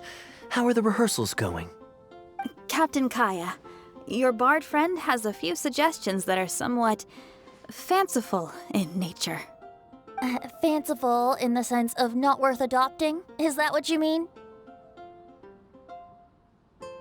Everyone in the choir loves to sing, but they're used to singing their favorite songs. Suddenly asking them to sing in perfect harmony like a church choir with years of experience is just too difficult. So, why ask them to adjust to the demands of those staid old church hymns when you could just create a new song for them? One that they'll be able to grasp quickly? If you want, I could help. Church choirs typically stick to traditional hymns. This is certainly an innovative idea. What's stopping you from considering it, Sister Grace?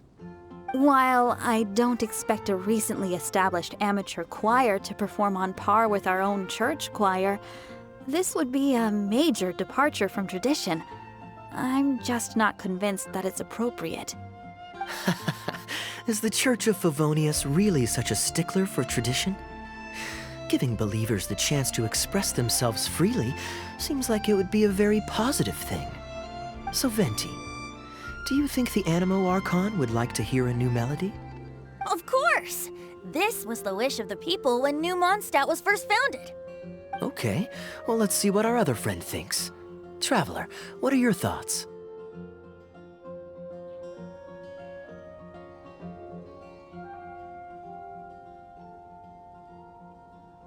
Another vote of confidence.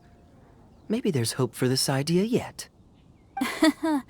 Maybe it's just a generational thing, but...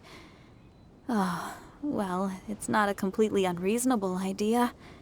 I suppose it can't hurt to try. Looks like we're all in favor then, so let's start preparing. Sister Grace, could we trouble you to inform the choir members? Of course. I'll tell them now, and then we'll give this a try.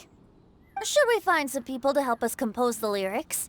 If this is to be a new song of the people, then the more fresh ideas we have, the better. Good idea. Let's split up and find some contributors, Traveler. Let me think. Since we're composing a song, we should try and recruit at least one person who understands music.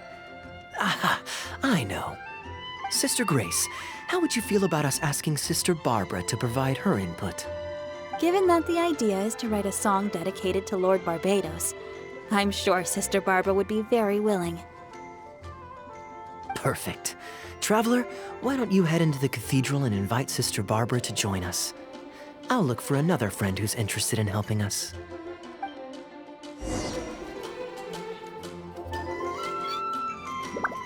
Got it! With this melody, it'll be much more expressive.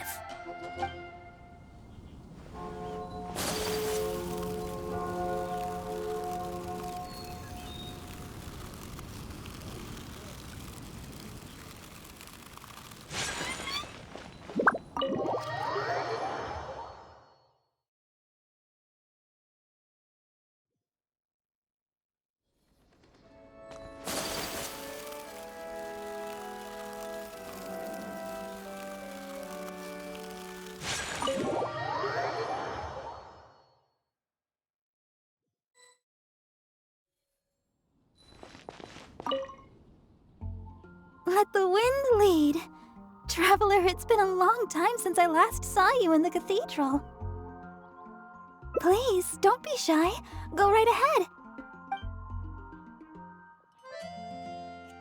Oh, I see. What an interesting idea. The hymns we know today have been passed down to us through the ages. Very few people would ever think to create a new one. But as long as we put our hearts into it and write with reverence and devotion, perhaps our new song can become part of the tradition that is passed on and bring joy to future generations. I never imagined that the Bard would come up with such an amazing suggestion. I'd really love to be a part of this. Sure. Let's go there together right now.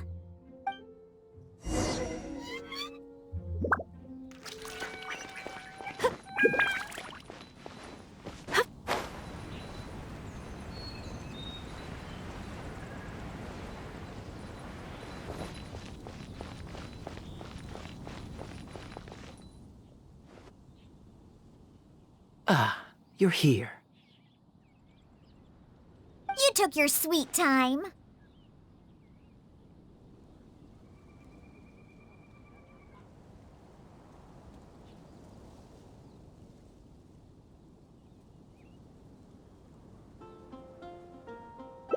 I've seen Kaeya play Genius Invocation TCG, making up a bunch of baloney to distract his opponents. He's a trickster, plain and simple. So now, I gotta check with you guys to see if what he's saying is true. Can we really write about anything we want in this song? Even the evils of Mondstadt's wine industry? And is the choir really gonna perform it publicly? So everyone on the streets will hear it? I don't think anything's off limits. I thought it was a fun idea anyway. Then I want to write this. All booze hounds will be punished harshly by Lord Barbados.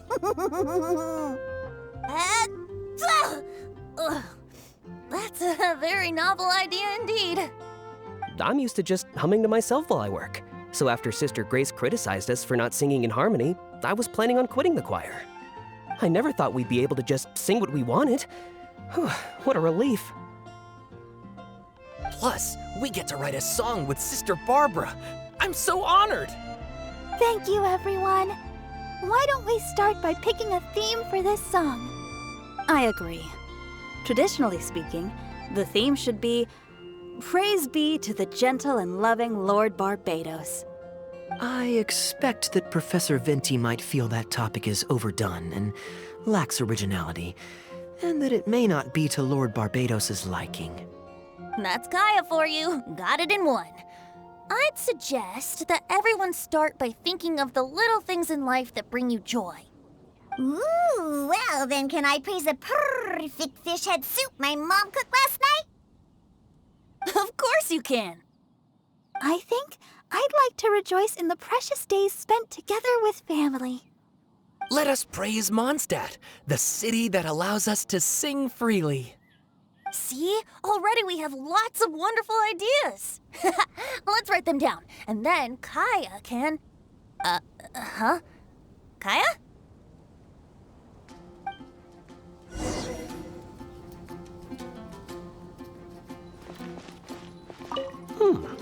What should I sing about? Home of the Windborn. What do you think of that? Surely the song should at least mention Lord Barbados. Okay, everyone. Write your ideas down once you've got something, and then we'll open it up for a group discussion. I think the song should express the joy of being together with family. Should I write about fish head soup or Liyue grilled fish?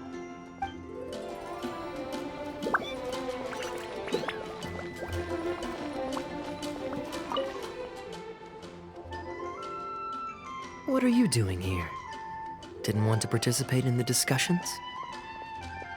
I just wanted to take you to hear a performance, but that obviously didn't happen thanks to the problems with the choir rehearsals. The rehearsals are now back on track, so I've done my part. If I stay here any longer, I'll probably get roped into singing with them. I'd rather it didn't come to that. My songwriting abilities are limited. If doing nothing but loitering on the plaza enjoying the scenery all day is the only way to relax, then I suppose I didn't get to relax. But that would get boring after a while. To me, it's more fun to wander around, see what's happening, and insert myself into interesting situations. Besides, can you be so sure I didn't have something to gain from helping Sister Grace with her choir rehearsal dilemma these past few days? Oh, I spy 2 naughty students skipping class, and they just so happen to be the very 2 who asked me to help Sister Grace in the first place. We're ready to review and discuss everyone's lyric contributions now. Hey, why is it that you look like you're trying to run away? I still recall the teachings of Professor Venti. The Animo Archon cares not about how moving the people's songs of praise are, but rather whether or not the song comes from the heart. With so many true believers gathered together earnestly writing a song for him, I'm sure the Animo Archon is watching on and feels very satisfied. That's what a song of worship is all about. So, mission accomplished. And that's the reason you've decided to leave? Slipping away before the final verse is sung, before the poet has uttered the last line, before everything has concluded. I don't know. Something about it just resonates with me. Oh no, you've seen right through me. Wow, that was a craftily crafted speech. I almost fell for it. But to share all this with a group of friends, only to find myself one friend short before the final verse is sung, before the poet has uttered the last line, before everything has concluded, I don't know. Something about it just irritates me. If you don't want to write a poem, then let me gift you one.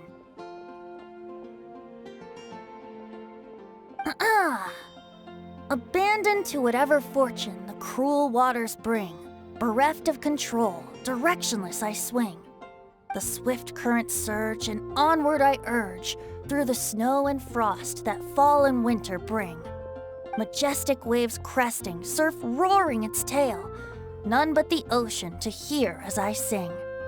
The stars in my eyes as I chart toward the horizon, that into one day from the endless dome of night I shall spring. If you are a chaser of freedom, the Animo Archon will bless you. So why not let those feelings out and sing with everyone? A boat that has come unmoored will not get lost in the night, but sail towards the dawn. A beautiful image. Of course, you don't have to believe in it, but the winds of Mondstadt will guide every lost ship back to safe harbor. Well, after a fine poem like that, it would be plain rude of me not to rejoin you. Let's head back together. You two, of all people, have to be there for the grand finale.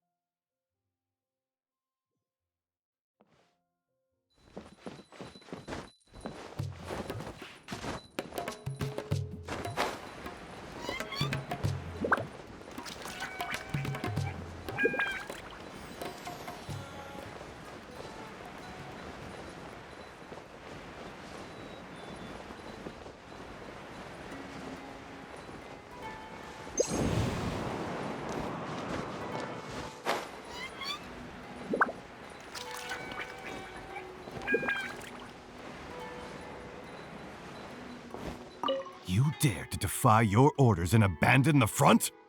I return to your majesty's palace to deliver a letter from the front, penned by the prince himself. Your humble servant, Gundafar, respectfully begs an audience.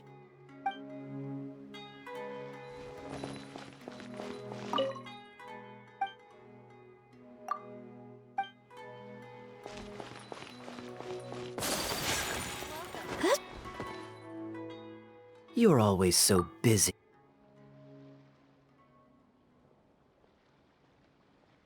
Great. Music to my ears. I'll cover the travel costs, of course. There's nothing more enjoyable than the company of a good friend. Let's call this a nice little excursion to round off my long business trip.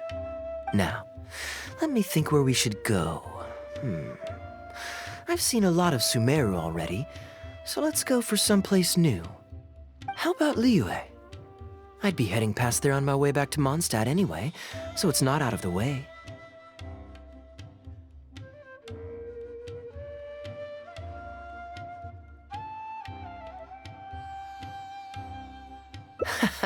Well, lucky me. I'll hold you to that. Liyue's Ministry of Civil Affairs frequently corresponds with the Knights of Favonius, so the address on their letterhead is one of the few places I'm familiar with. I don't have much luggage, so it won't take me long to pack. Give me a moment, and then we'll head there together.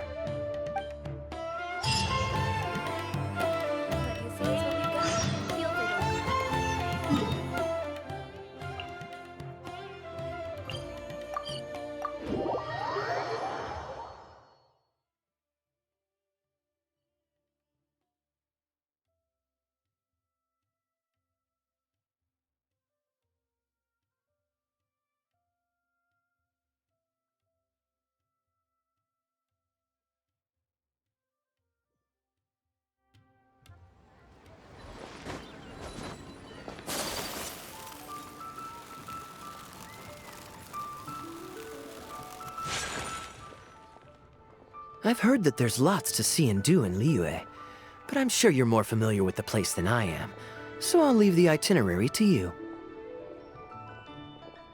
Great. Maybe you can tell me about your previous travels here along the way. It's such a satisfying feeling to just drop everything, go on a long trip, and see something new. Who knows who we might cross paths with? We might even end up going on an impromptu adventure. Just like how I met you in Port Ormos, and now we're here. Come on, let's see what's up ahead.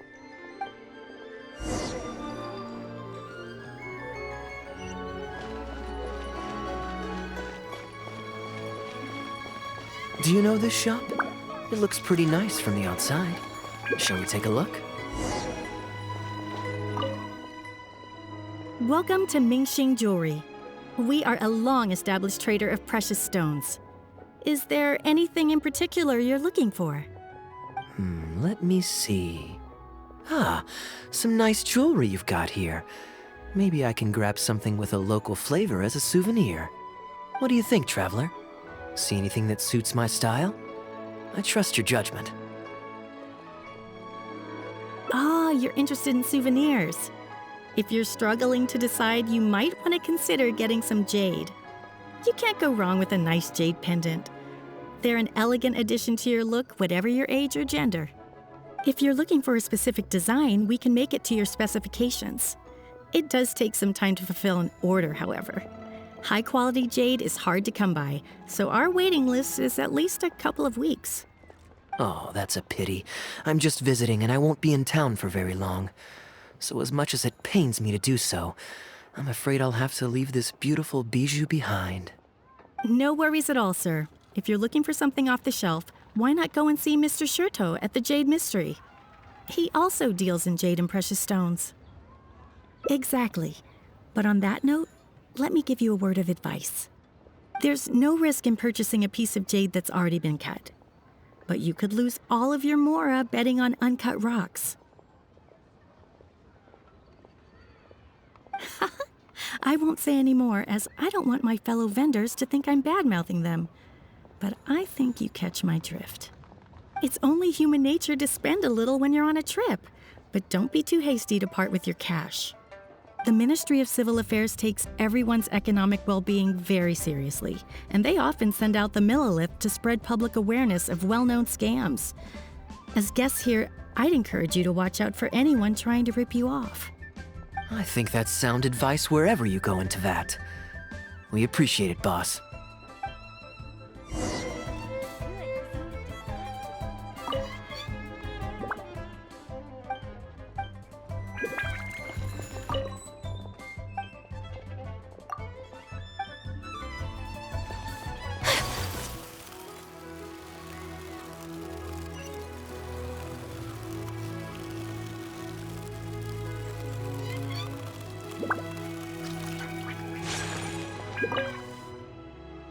Welcome! Looking for uncut stones or pre-cut jade? We've got plenty of both for your viewing pleasure. Uncut stones. Ah yes, we were just briefed on that. Let's take a look at the pre-cut jade. I believe I detect a quiet but distinct tone of apprehension in your words. Please rest assured, there's nothing to be quite so wary about with my business. Feel free to peruse at your leisure. I think you'll find that everything I do here is entirely above board and legitimate, and I sell only pure and unadulterated goods. No scam guaranteed.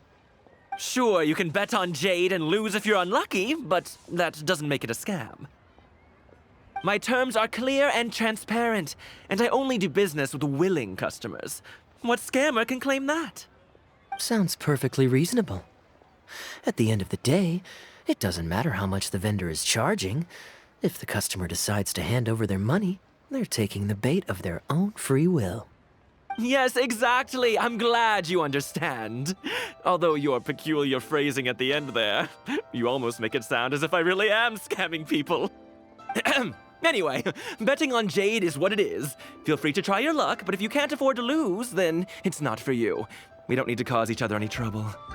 I'll leave you to browse at your own pace now while I deal with other potential customers. Amber-colored jade would probably make for a good souvenir. Why not? This is a quirky little place. Somehow, I'm inclined to entertain him for a bit. Well, if you're not interested, then I guess we'll pass.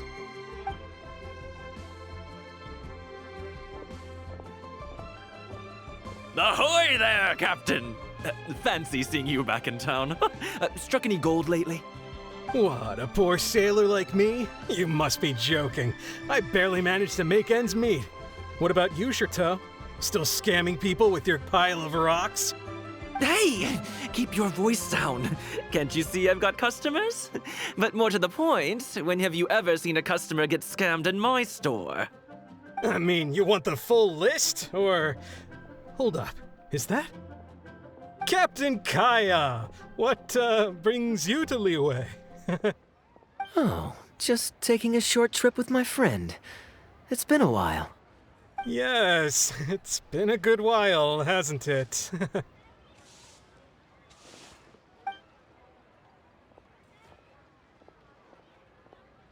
Anywhere you'd recommend I visit while I'm here? Let me think. Wanmin Restaurant's always a pretty good bet. Chef Mao's daughter is a skilled chef, and their prices are very reasonable. My wife can't get enough of their boiled fish. You could give that a try.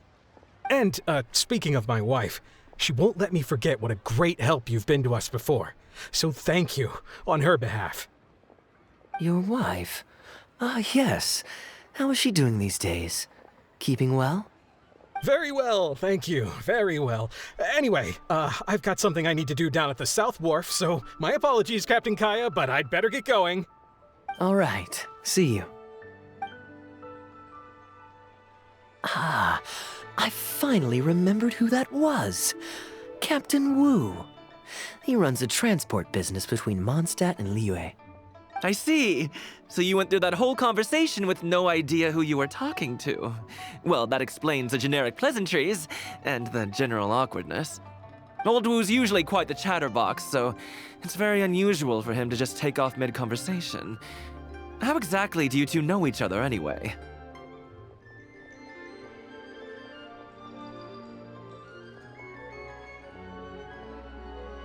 An educated guess. Yes, you could put it like that. It's pretty straightforward, honestly. The captain was making a delivery to Mondstadt when his ship sprang a leak. He overexerted himself fixing it and keeping the cargo dry, and ended up passing out from exhaustion. I took him to Mondstadt to recover. Well, it still seems strange to me. Sure, he's hardly the most charming conversationalist, and he's also mighty stubborn, but all of us know Old Wu is an honest and kind-hearted man. His eldest was once playing on that big rock over there when he took a tumble and injured himself. I helped to patch the kid up, and the next day, Old Wu was here to buy a couple of uncut stones. I'm just surprised he was so quick to excuse himself, that's all. Normally, he's the kind of guy who, if you run into him on the street and he owes you a favor, he'll grab you by the hand and thank you profusely until you ask him to stop. Well, stubborn, I can believe. Someone had drilled a gaping hole in his ship, and the water was coming in fast. How he managed to make it all the way to Mondstadt, not to mention with his cargo intact, I have no idea. Someone drilled a hole in his ship? Oh dear. It must have been one of the less savory captains out there trying to sabotage his business so they can squeeze their way into the market. When competition is stiff, sometimes things get ugly. It's the way of the world, unfortunately. His line of work isn't easy. The poor fellow usually has to set sail before the break of dawn. He's been loitering around a lot these past few weeks, though. I thought maybe he'd come into some Mora. Competition is fierce these days, and there's not a lot of Mora to be made in shipping. So every day he stays idle is another negative in the books. I do wonder what's gotten into him. Anyway, I digress. We merchants protect our goods like our own lives, so who knows? Maybe he had some important cargo to see to. Either way, good sir, don't mind him. I am an upstanding member of the Knights of Favonius, after all. Just look me in the eyes. Don't you find me trustworthy? Since you asked about recommendations earlier, you're here from Mondstadt, yes? Might I suggest the tea house is somewhere to rest your legs? If memory serves, they're just about to retell the tale of Bravebeard the Valiant from the top. Why not pay them a visit? Huh. Sounds interesting enough. Let's check it out.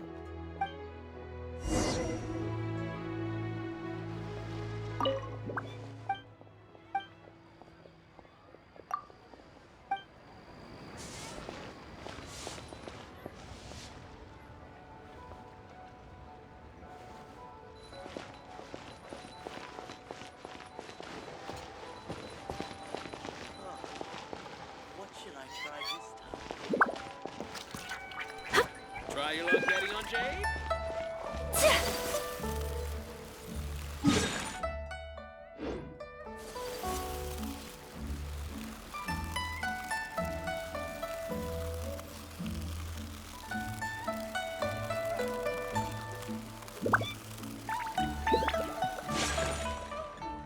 Huh.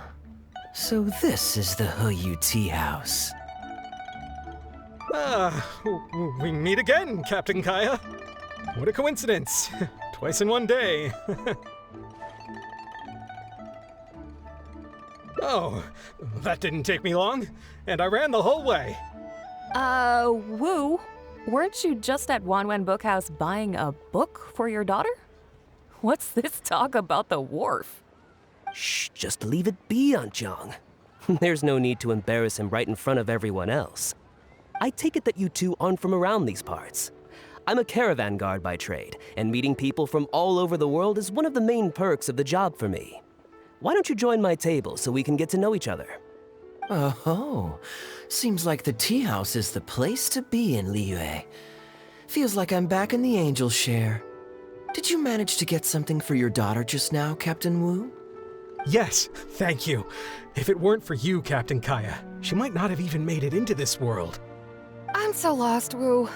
What's the story here? Your wife's originally from Mondstadt, isn't she? Did you run into Captain Kaeya when you were there on business, or when you were visiting the in-laws? The latter. Oh, this is so humiliating. Anyway, back when my wife was pregnant, we were taking a trip to Mondstadt to visit her parents this one time, when we were mugged by a group of treasure hoarders near Dawn Winery. Oh, that sounds awful. Were either of you hurt? I mean, he's still here, and he's still got all his limbs, so they can't have roughed him up too bad. I'm guessing Captain Kaeya stepped in before they could do either of you any serious harm, huh? Yes, he did. Thankfully, he heard my wife crying for help and drove them away. My wife was injured and quite shaken up by the ordeal, so he took her to the winery and asked them to look after her. So what happened to you? Where did you disappear to? I was in the water. Huh? What did you jump in the water for? You know they can still get you in there, right? No, that's not... They threw me into the water and, stripped me of all my clothes. They did what? Did they have a weird fetish or something? Stripping a sailor naked and throwing him into the water? It's not like you were going to drown. So, then what? I take it you swam to shore? The treasure hoarders always move in groups, and fighting back when you're outnumbered isn't usually an option. It's no surprise that they quickly overpowered Captain Wu.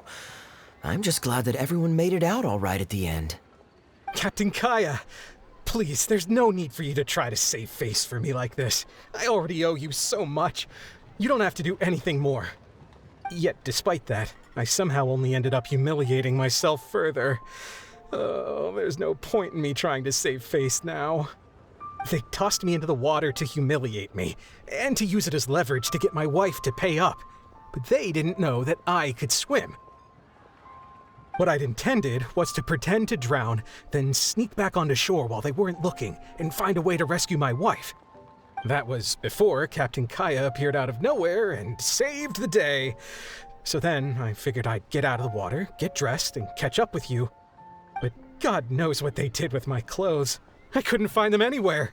By the time I gave up looking for them, you were most of the way to the winery, so I had to run after you with nary a thing on myself. Outrageous! So, what happened next? I made it to the winery, but the maids noticed me first, and they called the Lord of the Manor out to give me the beating the treasure hoarders never got around to. After my wife recovered consciousness, she had to have a long talk with the young lord to explain everything. He then escorted us both safely to Stonegate. Oh, whoa, I'm sorry, but...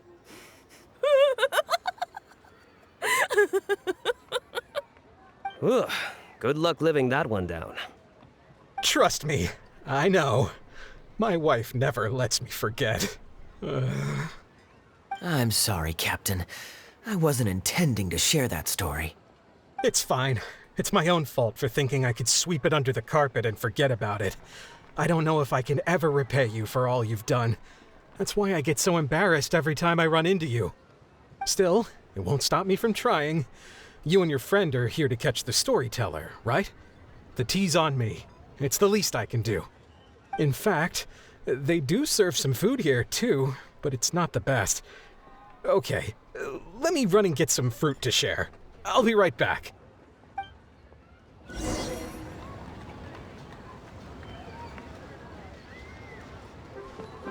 Oh, poor Wu.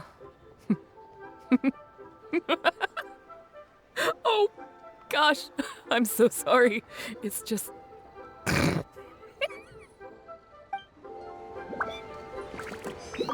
I wonder how much Fanaria caught of that. Old Wu really has no filter, does he?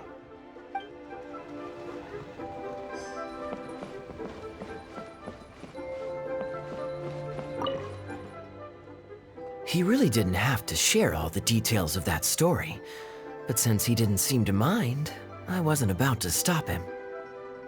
I did actually forget at first, but once he brought up his daughter, the memory of his naked escapades came flooding back. Diluc thought some pervert was harassing the maids. He charged straight out the door, great sword in hand and raring to go. I haven't seen him so angry in a long time. So many people owe me favors nowadays. It's hard to keep track of them all. I really should go check my favors ledger once I'm back and refresh my memory. Hey, you didn't think I was being serious, did you? Do I really strike you as the kind of person to keep track of favors in a notebook? I just helped the guy out on a couple of occasions because I happened to be in the right place at the right time. I have no intention of asking him to do anything for me in return. At least, not so far. I'm back with fruit. Please help yourselves, everyone. My treat. Thank you. Oh, don't mention it. It's just a few fruits, nothing extravagant. Once my new pharmaceutical business takes off and I have more to spare, I'll get you a proper thank you gift and send it to the Knights of Favonius. Pharmaceutical business. So you found a new career? No more shipping? Shipping's impossible work nowadays. There's too much competition and the margins are too small. So I've decided to switch gears. I'm going to become a partner of Boo Boo Pharmacy and provide funding for a brand new medication they're producing. It's specially formulated to treat seasonal joint and limb pain. If you didn't know, it's a very common health complaint among sailors, but also extremely difficult to treat. I've suffered from it myself, which is why I know that a lot of people stand to benefit from this once it enters the market. It's a good cause, and a stable source of income. Whichever way you look at it, it's a step up from the back-breaking work I did before. I've already had some talks and invested 1 million mora for the first round of funding. That's impressive, Wu. I wouldn't have thought you had the connections for something like that. So is it Dr. Baiju that you're in talks with? Oh no, not Dr. Baiju. Actually, it was his master, Dr. Baifudze. His medical expertise and clinical experience are second to none, and he really cares about his patients. He gave me a few of his traditionally formulated bone-strengthening pills when he saw me suffering from my leg pains one day. It was like a miracle cure. The pain immediately went away. Dr. Baiju's master? Yeah, I told him I'd be enthusiastically recommending his medicine to the other guys at the docks. And after some hesitation, he just went right ahead and wrote up a prescription for me, completely for free. He said that he shouldn't really be handing out free prescriptions since, and I quote, "It goes against generations of tradition handed down by our forebears." But he just felt like it was the right thing to do. What a great guy. But I got chatting with Dr. Baiju recently when the Secure Transport Agency did a delivery for Boo Boo Pharmacy. He told me that his master has already passed away. Huh? Why would he say something like that? I mean, the guy's old, but he's still in great health. Captain Wu, where did you meet this old master? Just out on the street? I know that sounds dubious, but this is an educated and respectable gentleman we're talking about. There's no faking that. Hold on a second. I just remembered something. My nephew-in-law met a medicine seller not too long ago, too. He also described it as a miracle cure. He spent a lot of mora on it, but when he brought it to Boo Boo Pharmacy, Herbalist Gui took one look and told him he'd bought nothing but regular painkillers. This Bai Fuzi you met, did he by any chance have a goatee and salt and pepper hair? He did. If I may, Captain Wu, there's a lot of mora involved here. It seems like it would be worth asking this Dr. Baiju about his master, just to set the record straight. You could show him the medicine as well. Clearly there's some misunderstanding here. You're right, Captain Kaeya. A quick trip to Boo Boo Pharmacy and I can get Dr. Baiju to clear all of this up. I'm sure it's all... hopefully it's all fine. He left in a hurry. He must be stressed out of his mind right now.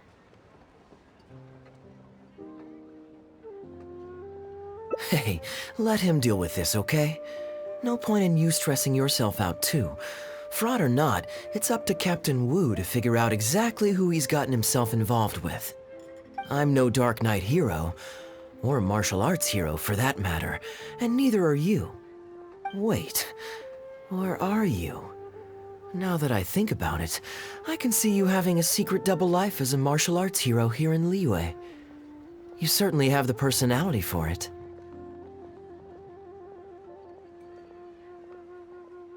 Either way, Liyue has its own rules and regulations. Best to let the Ministry of Civil Affairs deal with this in the proper manner. If a couple of outlanders like us get involved, we might just end up muddying the waters, even with the best of intentions. We came here to enjoy ourselves, remember? We don't want to get our priorities mixed up. Oh, and look at that. The storyteller's taking the stage. It is said that the sky's the limit for the aspirational soul.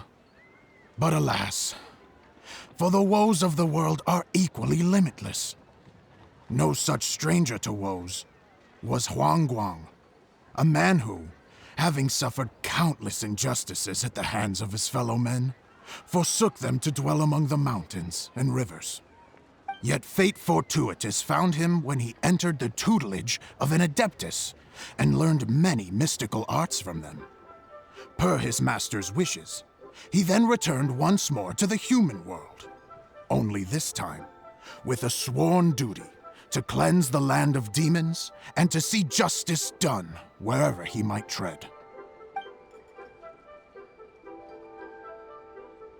Is that all? Huh. I was hoping to hear the rest of the story. It was all right. I suppose the hero always has to sacrifice himself to save others, and it does make for some good storytelling, but it leaves you wondering how he really feels about the whole thing. Did he ever have second thoughts? Only he can know, I suppose. Oh, I see the show is over. Yeah, I saw Dr. Baiju. Looks like it was a scam after all. Then what are you waiting for? Don't just stand there. You need to report this to the Ministry of Civil Affairs right away. Hold on. Let's not lose our cool. Get your story straight first, so you can give them a clear and detailed account of events in the order that they occurred. And one more thing. Do you still have a way to contact this guy? Well, I'd arranged to meet him at the Yunsheng Tea House once I've withdrawn the next sum of mora, so I suppose he'll still be waiting on that. Okay, so you've got another meeting lined up. I've got no one to blame but myself for this. I can't believe I was so gullible. I guess the world isn't made for naive simpletons like me.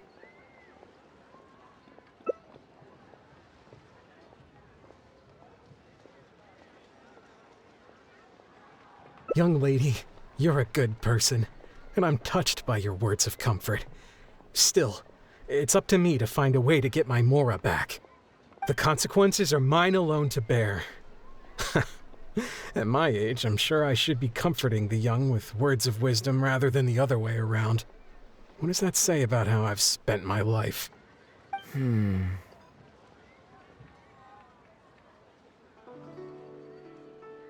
It's obvious, isn't it? He needs to report the case to the Ministry of Civil Affairs.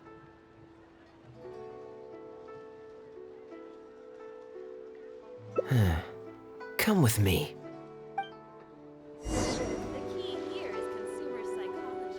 That con artist is human scum. Don't worry, Wu. We'll come with you to the Ministry to report the case. Surely I'll be able to get my Mora back. Probably. Hopefully.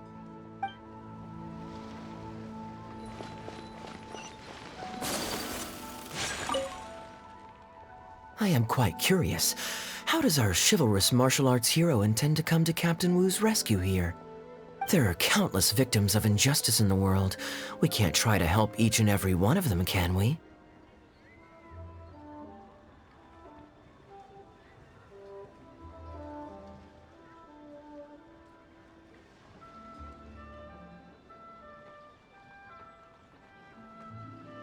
Oh, I'm surprised. I didn't know you thought of me as someone who helps other people unconditionally. I'm genuinely flattered. But we both know that I'm not that kind of person, really.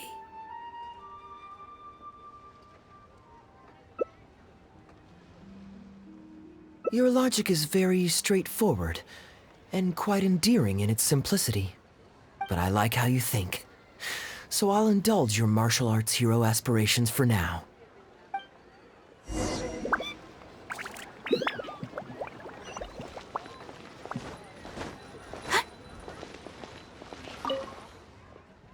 Captain Wu, how would you feel about owing me one more favor? I'm sorry, Captain Kaeya? Let's say, hypothetically speaking, I found a way to recover your Mora that would leave the man who defrauded you feeling angry and frustrated, but give him no way to get back at you. If it could be done, and the only cost was owing me yet another favor, what would you say? What exactly are you getting at? The Traveler here is adamant that you should ask me for another favor. Personally, I blame the storyteller. After the inspiring tale of Bravebeard, she's all gung-ho about playing hero and righting this injustice once and for all. Captain Kaeya, young lady, thank you. I will humbly accept your kindness. All right. Now here's what I'm thinking. All right, then it's settled. Per our brave hero's plan, let's rendezvous at Yanshang Tea House tomorrow.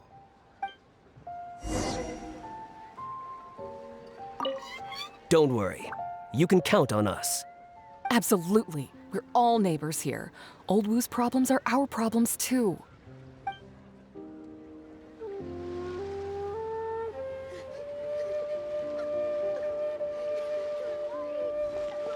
The key here is consumer psychology.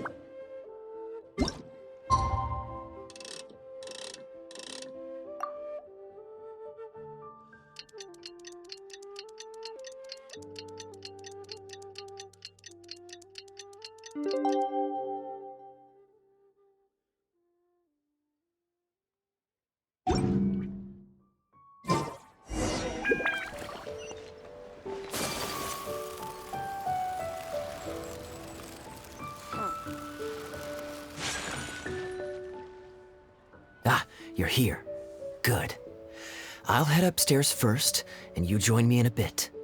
You've got nothing to worry about. As long as this lucky coin's in my hands, it'll do as it's told. Before I toss the coin, I'll get our guy to bet heads or tails. Then it's your turn to bet. Now remember, if I touch my chin, you bet heads. If I touch my forehead, you go for tails.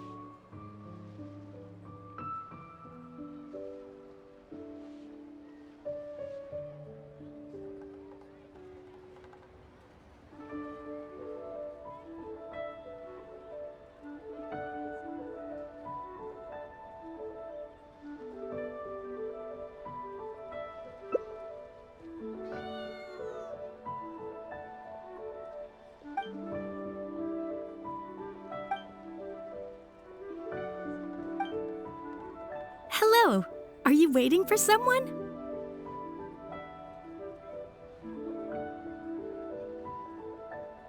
As long as you follow the rules of the tea house, you're welcome here. Please be our guest.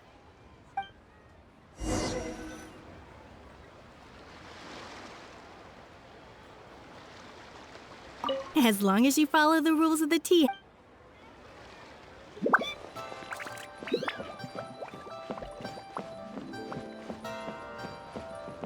This table's taken. This table's taken.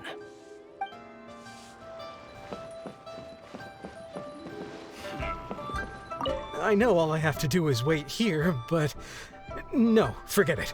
I can't get cold feet now. I'll trust you and Captain Kaeya.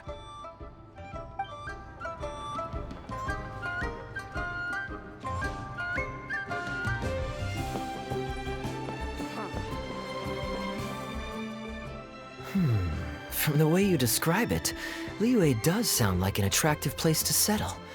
Perhaps I might have to make the move here after all. All that awaits me back in Mondstadt is a horde of insufferable sycophants. Truly tedious. The reason I left home in the first place was because I was reluctant to simply live off of my inheritance. I understand. For one as ambitious as yourself, Mr. Rich, living off of the family fortune must feel like the dullest existence in the world.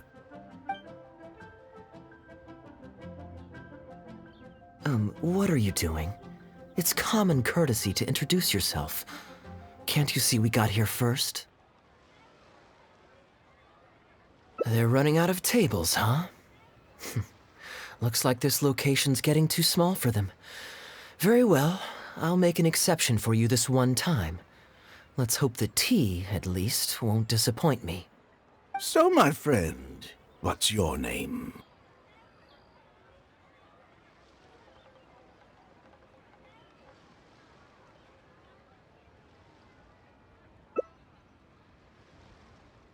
Here is the tea that you ordered.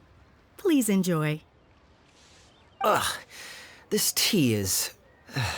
never mind. Mr. Bai, this has been a most pleasant and insightful conversation. I consider it good fortune that I encountered such a refined gentleman as yourself so far from home. Please allow me to pay for the tea. Yes, good fortune indeed. In that case, I must thank you for your generosity. You there. I'll get yours too.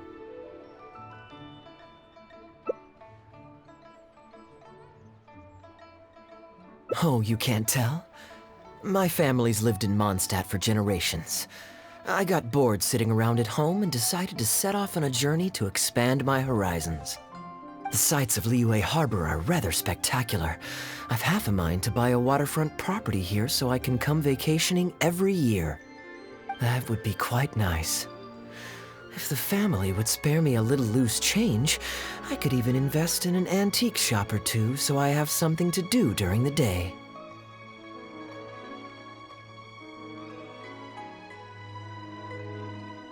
And the point of life is to enjoy yourself. If something makes me happy, it's worth every mora. Mr. Rich, just to clarify, that's quite a large sum of mora as far as the common woman is concerned. It's understandable that our friend over here feels out of her league. The name's Albert, surname Rich, but only the servants in the house address me as Mr. Rich. Now that we're so well acquainted, Mr. Bai, please just call me Albert. Albert does have a nice ring to it. It is my honor to become friends with someone of your... caliber. You flatter me. What say you to acting as my guide during my time in Liyue? I'll pay you handsomely, of course. Naturally, board and lodging would be included. And I could pay you in the region of 50,000 mora per day? No need, my good friend. I shan't be so vulgar as to take your mora. We're both men of character. The pleasure of your ongoing acquaintance shall be ample reward in itself. To join a noble gentleman on his travels is a rare opportunity. Please, let me draft up an exact itinerary. I'll make sure to give you the experience of a lifetime. You there. You're welcome to join us if you want. Which clan did you say you were with? The Hoo-Ha clan or something? Goo-Ha, huh? Strange choice of name. Gotta say, I've been in Liyue for a while now. This is the first I'm hearing of them. I guess they're one of these obscure ones who keep to themselves. Yes, well, there are many martial arts clans and factions in Liyue. It's only natural that you haven't become acquainted with all of them. Ha, fair enough. Still, weird name. Bet they have some even weirder practices. Seriously though, what kind of skills do you guys train anyway? It's all for show, right? I saw some people performing a few tricks down at the wharf. Is it that kind of thing?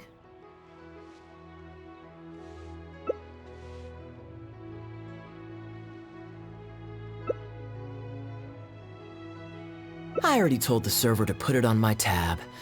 Don't bother getting her to split the bill. It'll only complicate things. Young lady, there's no need to take things so seriously.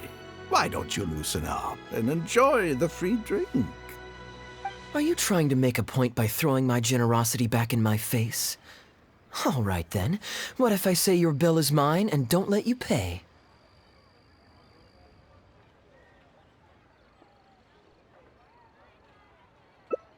Please, my friends, let's not get so worked up. Yinchang Tea House is no venue for a duel. We'll all get escorted right out the door. You young people have hot tempers, I understand that.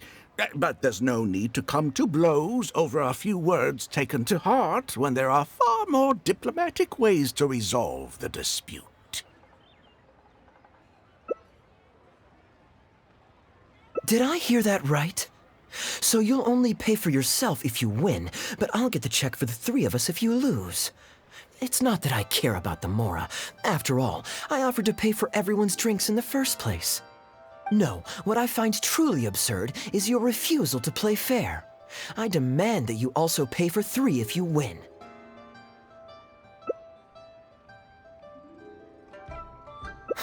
Fine. You can have your apology if you win, but on one condition. We'll do the best of three, and the winner pays for the table. Well, as long as you're no longer raring to fight, peace begets wealth, as the elders used to say. Why do you join us, Mr. Bai? Let's entertain this gal for a sec. We don't want her to think you're stingy. But I wasn't even a part of your argument. What are you trying to say, Mr. Bai? Whose side are you on here? Of course, I'm on, And anyway, it's no big deal if you win. It's just a few cups of tea after all, so you can just take it from your fees as my guide. All right then. I suppose it's not all that different from the dice gambling games I used to play in my youth. If it's just for a few drinks, you can count me in. All right, now we're talking. Okay, now that we've agreed on the rules, how should we do this coin toss? After all, a Mora coin looks the same on both sides.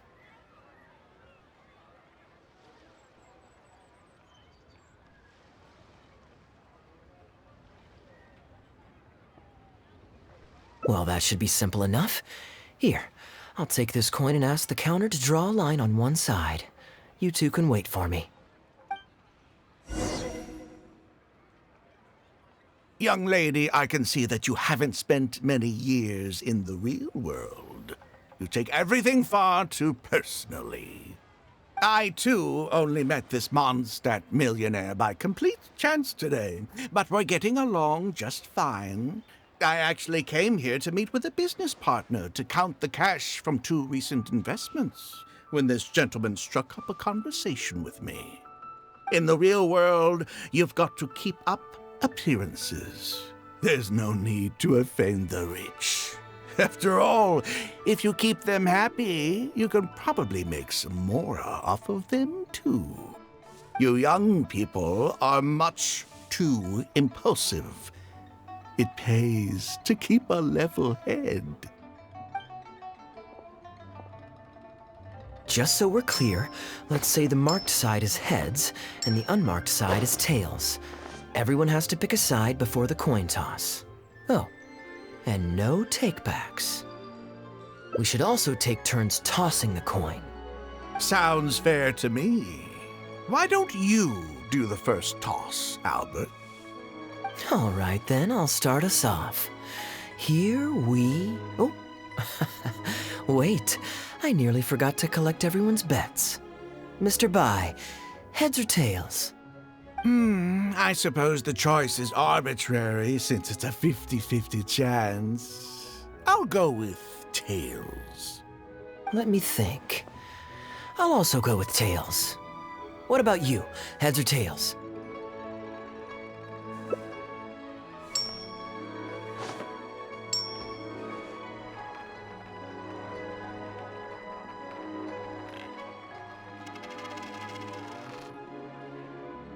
Oh, darn, I won.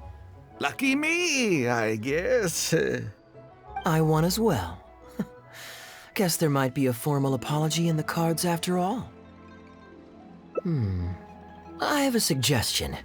If one of us loses twice in a row, they should get knocked out while the other two carry on playing to decide the winner. Otherwise, with three of us playing, it'll start to get difficult to keep track of who's won the most times. I flipped the coin last time, so why don't you go next? I don't want you blaming my coin-tossing skills if you guess wrong this turn. Here. Now just wait a second, my dear friends. Please let me do the second toss.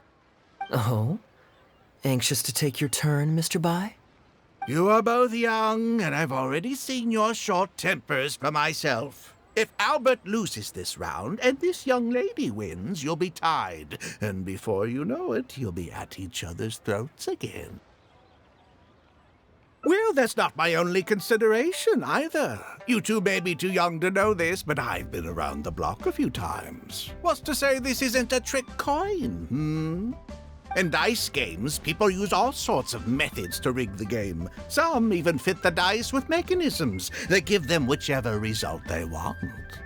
If Albert wins the next round, and you, young lady, lose for the second time in a row, then the third round will just be a tiebreaker between him and me, and you won't get your apology to the Guhua clan. If that happens, only for you to then find out that the coin was rigged all along, you're sure to accuse me of working with Albert to scam you while mocking the Guhua clan. I can only imagine the kind of vengeful warpath that would put you on. A purely hypothetical scenario, of course, but one that I'm bringing up now to avoid any misunderstanding further down the road. Go on, give me the coin. I'll show you how to check if it's been rigged. Very diligent of you indeed, Mr. Bai. Looks like I chose the right person to be my guide. Here, take it. A rigged coin will always be a little heavier than a normal coin, you see. This one seems perfectly normal to me, however. But don't take it from me. Why don't you test it for yourself? What's your bet this time, Mr. Bai? I'll stick with tails. Tails, huh? Well, you seem to have a feel for this, so I guess I'll match your bet again this round. Tails it is. And you?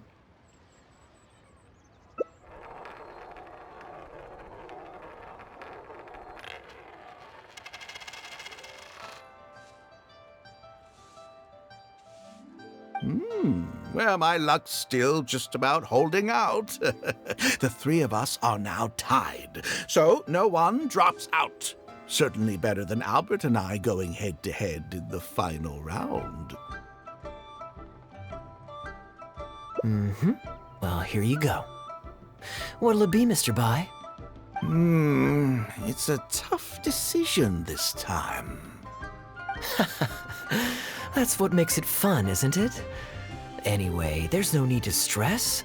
What's the cost of a few cups of tea compared to 50,000 I'll be paying you every day? You make a good point. All right, I'll take heads. Okay, and now it's my turn to guess. Not that the outcome matters either way to me. I won't even notice the more's gone. Whatever, I'll take tails.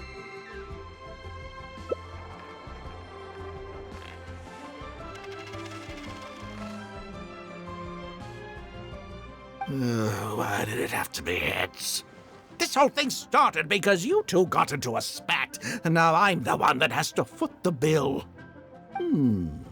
What say you to another round? Sure, why not? I'm having fun. I can go for as many rounds as you want.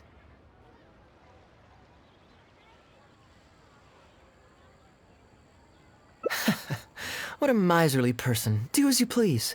The two of us can play.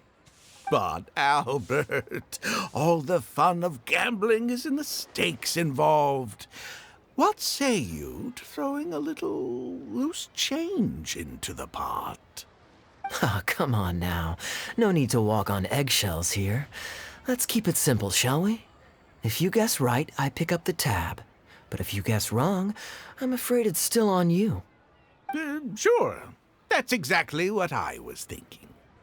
Well, here's the coin. You can toss first. I'll take heads. I'll choose... Wouldn't it defeat the whole purpose of betting if you guessed the same as me? This is a two-person game now. Surely one of us has to guess heads and the other tails. All right. It all comes down to luck, after all. I'll take tails.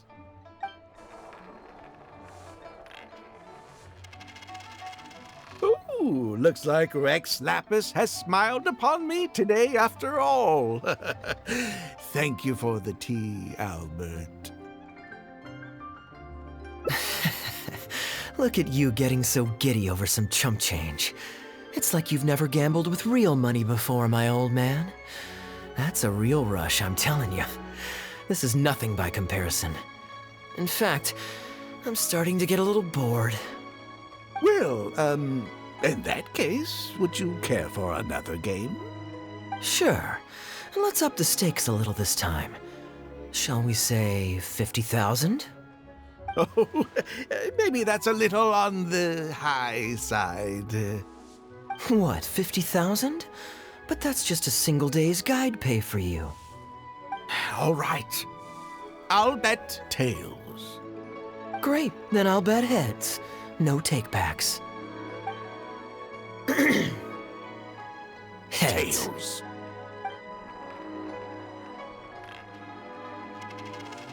Oh, how unfortunate. I shouldn't have gotten greedy. After all, in the long run, gambling is always a losing game.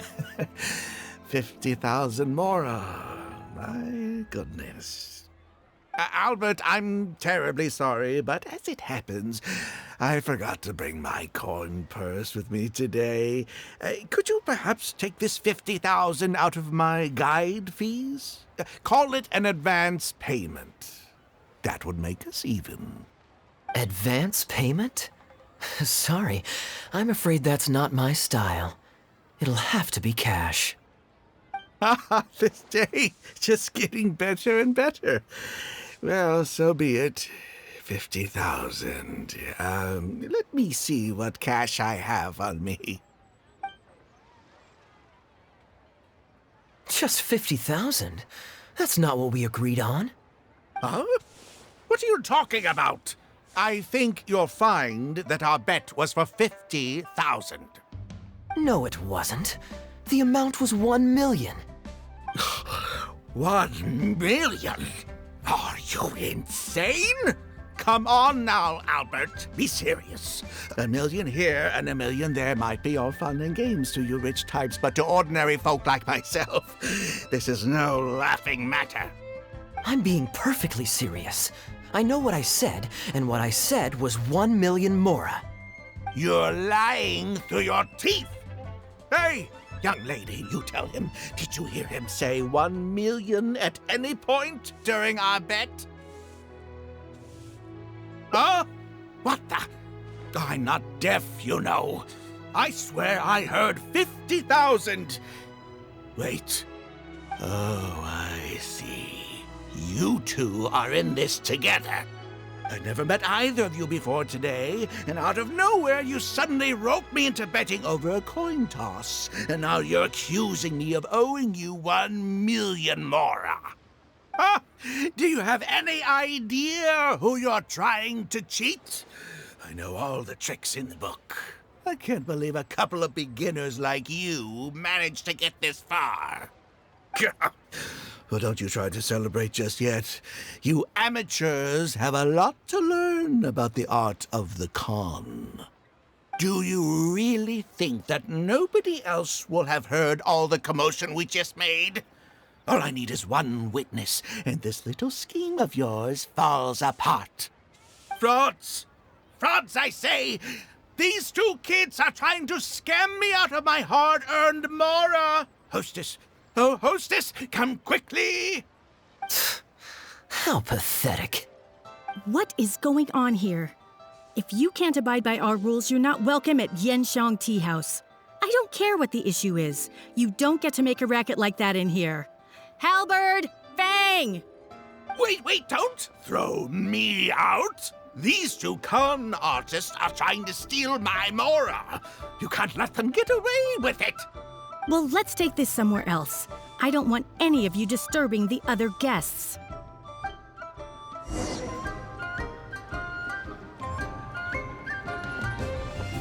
This table's taken.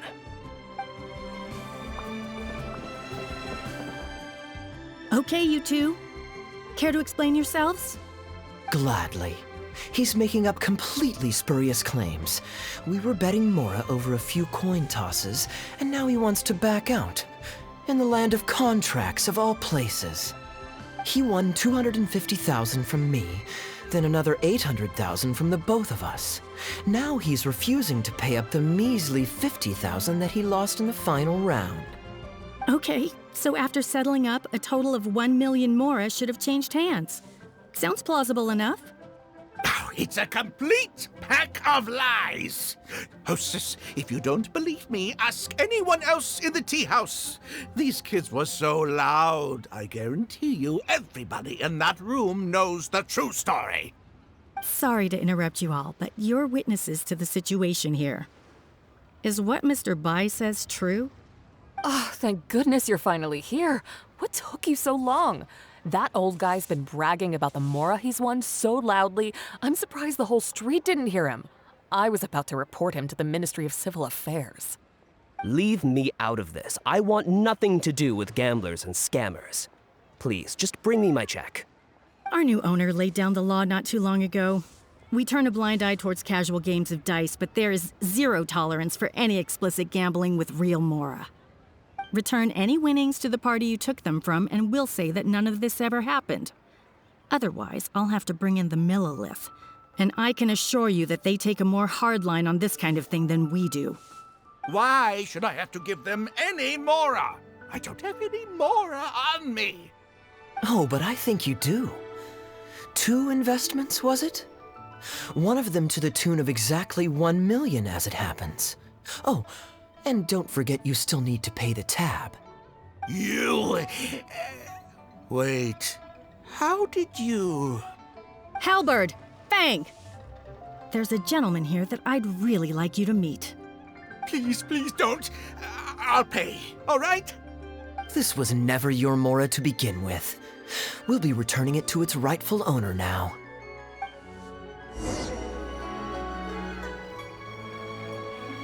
We can't have this discussion in front of the other customers. Please, step outside.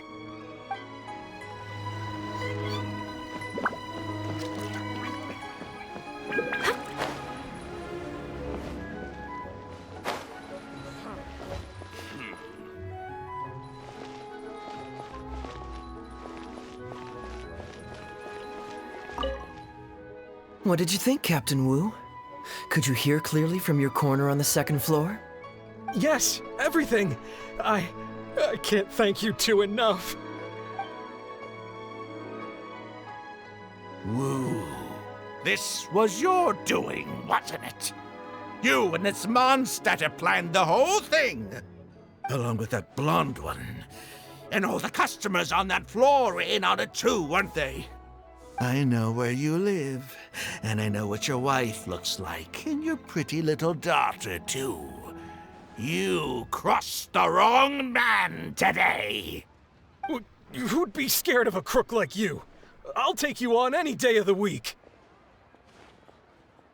Well, let's see how long that false bravado of yours will last. Oh, look at that. He figured it out. Guess he's not as dumb as we thought.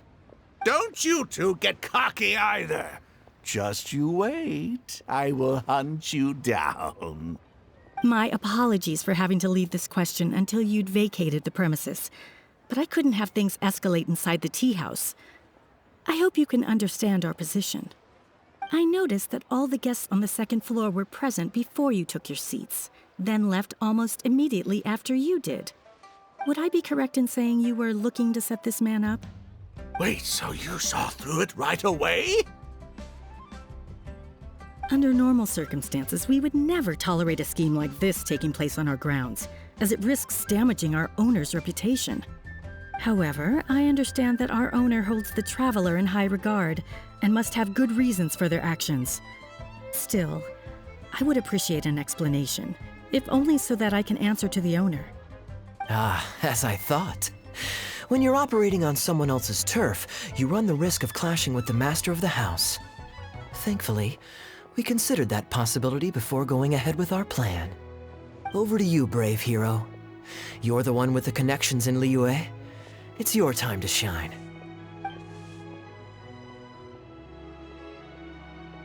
Okay, I understand the situation now.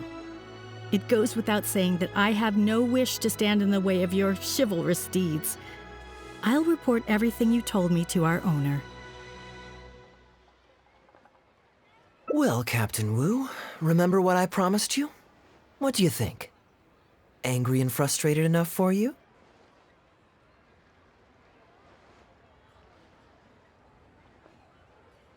Excuse me, coming through. Is this the Mr. Bai you reported to us? Yes, that's him all right. The one who scammed Captain Wu. Wait! Where's your evidence, And Wu, you've already recovered your Mora. I don't deserve to be punished twice for the same crime. You can't talk your way out of this one. You're already suspected of defrauding multiple victims out of smaller amounts, and the combined total meets the threshold for a conviction. If it turns out you're guilty in this case too, it'll only add to your sentence. Does the plaintiff have any witnesses? If so, we'd really appreciate if they could come with us and provide a testimony.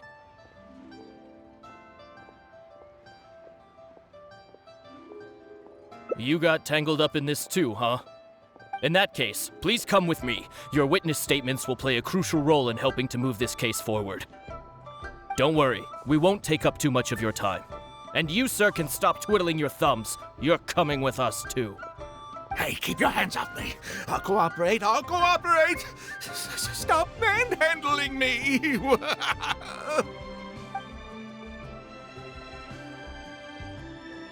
Thank you so much, the both of you. I really don't know how I could ever begin to repay you. Well, I have an idea. We originally came here to do some sightseeing. Anywhere you'd recommend we go before the end of our trip? Let me think. Now, where would I want to go? Hey, are either of you interested in a fishing trip? Sounds fun to me. Let's go. Try your luck betting on Jade?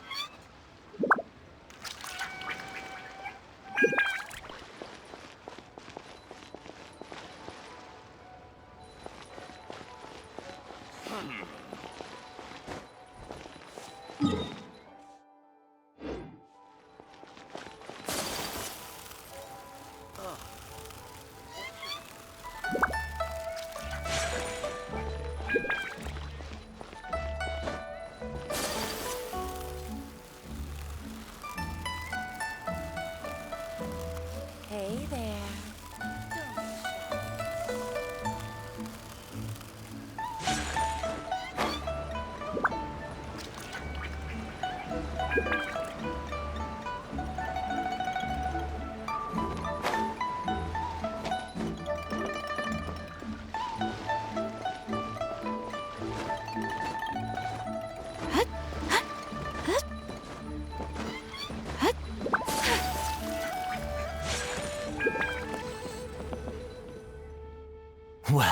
this was certainly an eventful end to my trip. It wouldn't have been possible without you. Or my lucky coin, of course. Wouldn't be much of a lucky coin if it had. Besides, I already taught you how to become attuned to it. You still need some practice to master the technique, but luckily it decided to play nice and spare us any more complications. A better question to ask might be, what do I do to make this coin happy to work with me and show me whichever side I wish? My answer would be that I tell the coin a joke every time I toss it into the air. If it finds my joke funny, then it cooperates with me. Of course, this whole arrangement hinges on a pre-existing amount of trust between the two of us. I can't just get any strange coins to listen to me. Yeah, I was a little surprised when he unwittingly called out our trick coin, but it didn't matter.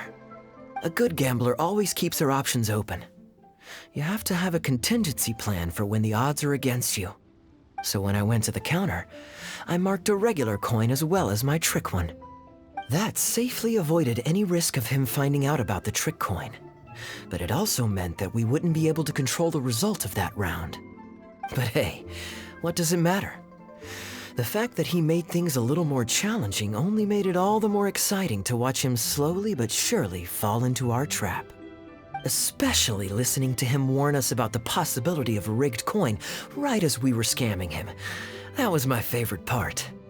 As long as I chose the same bet as him, and you bet the opposite to me, it was always going to end up with him paying.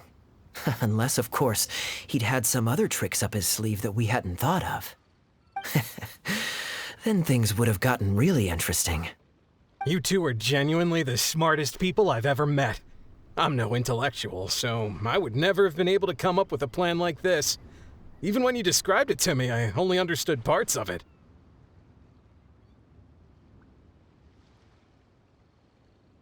Well, I may not be the smartest guy around, but one thing I do know is this. One should always return tenfold the help that they've received from others. We were just ordinary acquaintances. You had no reason to help me as much as you did. If there's anything I can ever do for you in the future, anything at all, please let me know. You can always count on me. I guarantee it. No? You seem agitated. Are you worried about owing me yet another favor? There are two kinds of people who owe me favors. One is my friends, and the other my informants. My informants have to fulfill whatever requests I make of them, no questions asked. The question is, which kind of person do you want to be? And you're torn again. Too afraid to ask to be my friend, but also daunted by the dangers inherent in becoming my informant. Well, it's okay, because I just thought of a fun and easy way to get us out of this impasse. Let's do a coin toss. This is the regular coin I prepared for the contingency plan when I was borrowing a pen from the bar.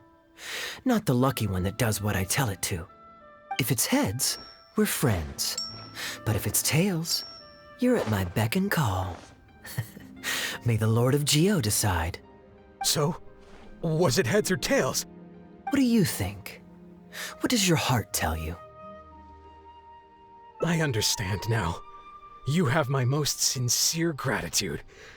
No, that's a little too formal. What I'm trying to say is, here, your fishing rods, my friends.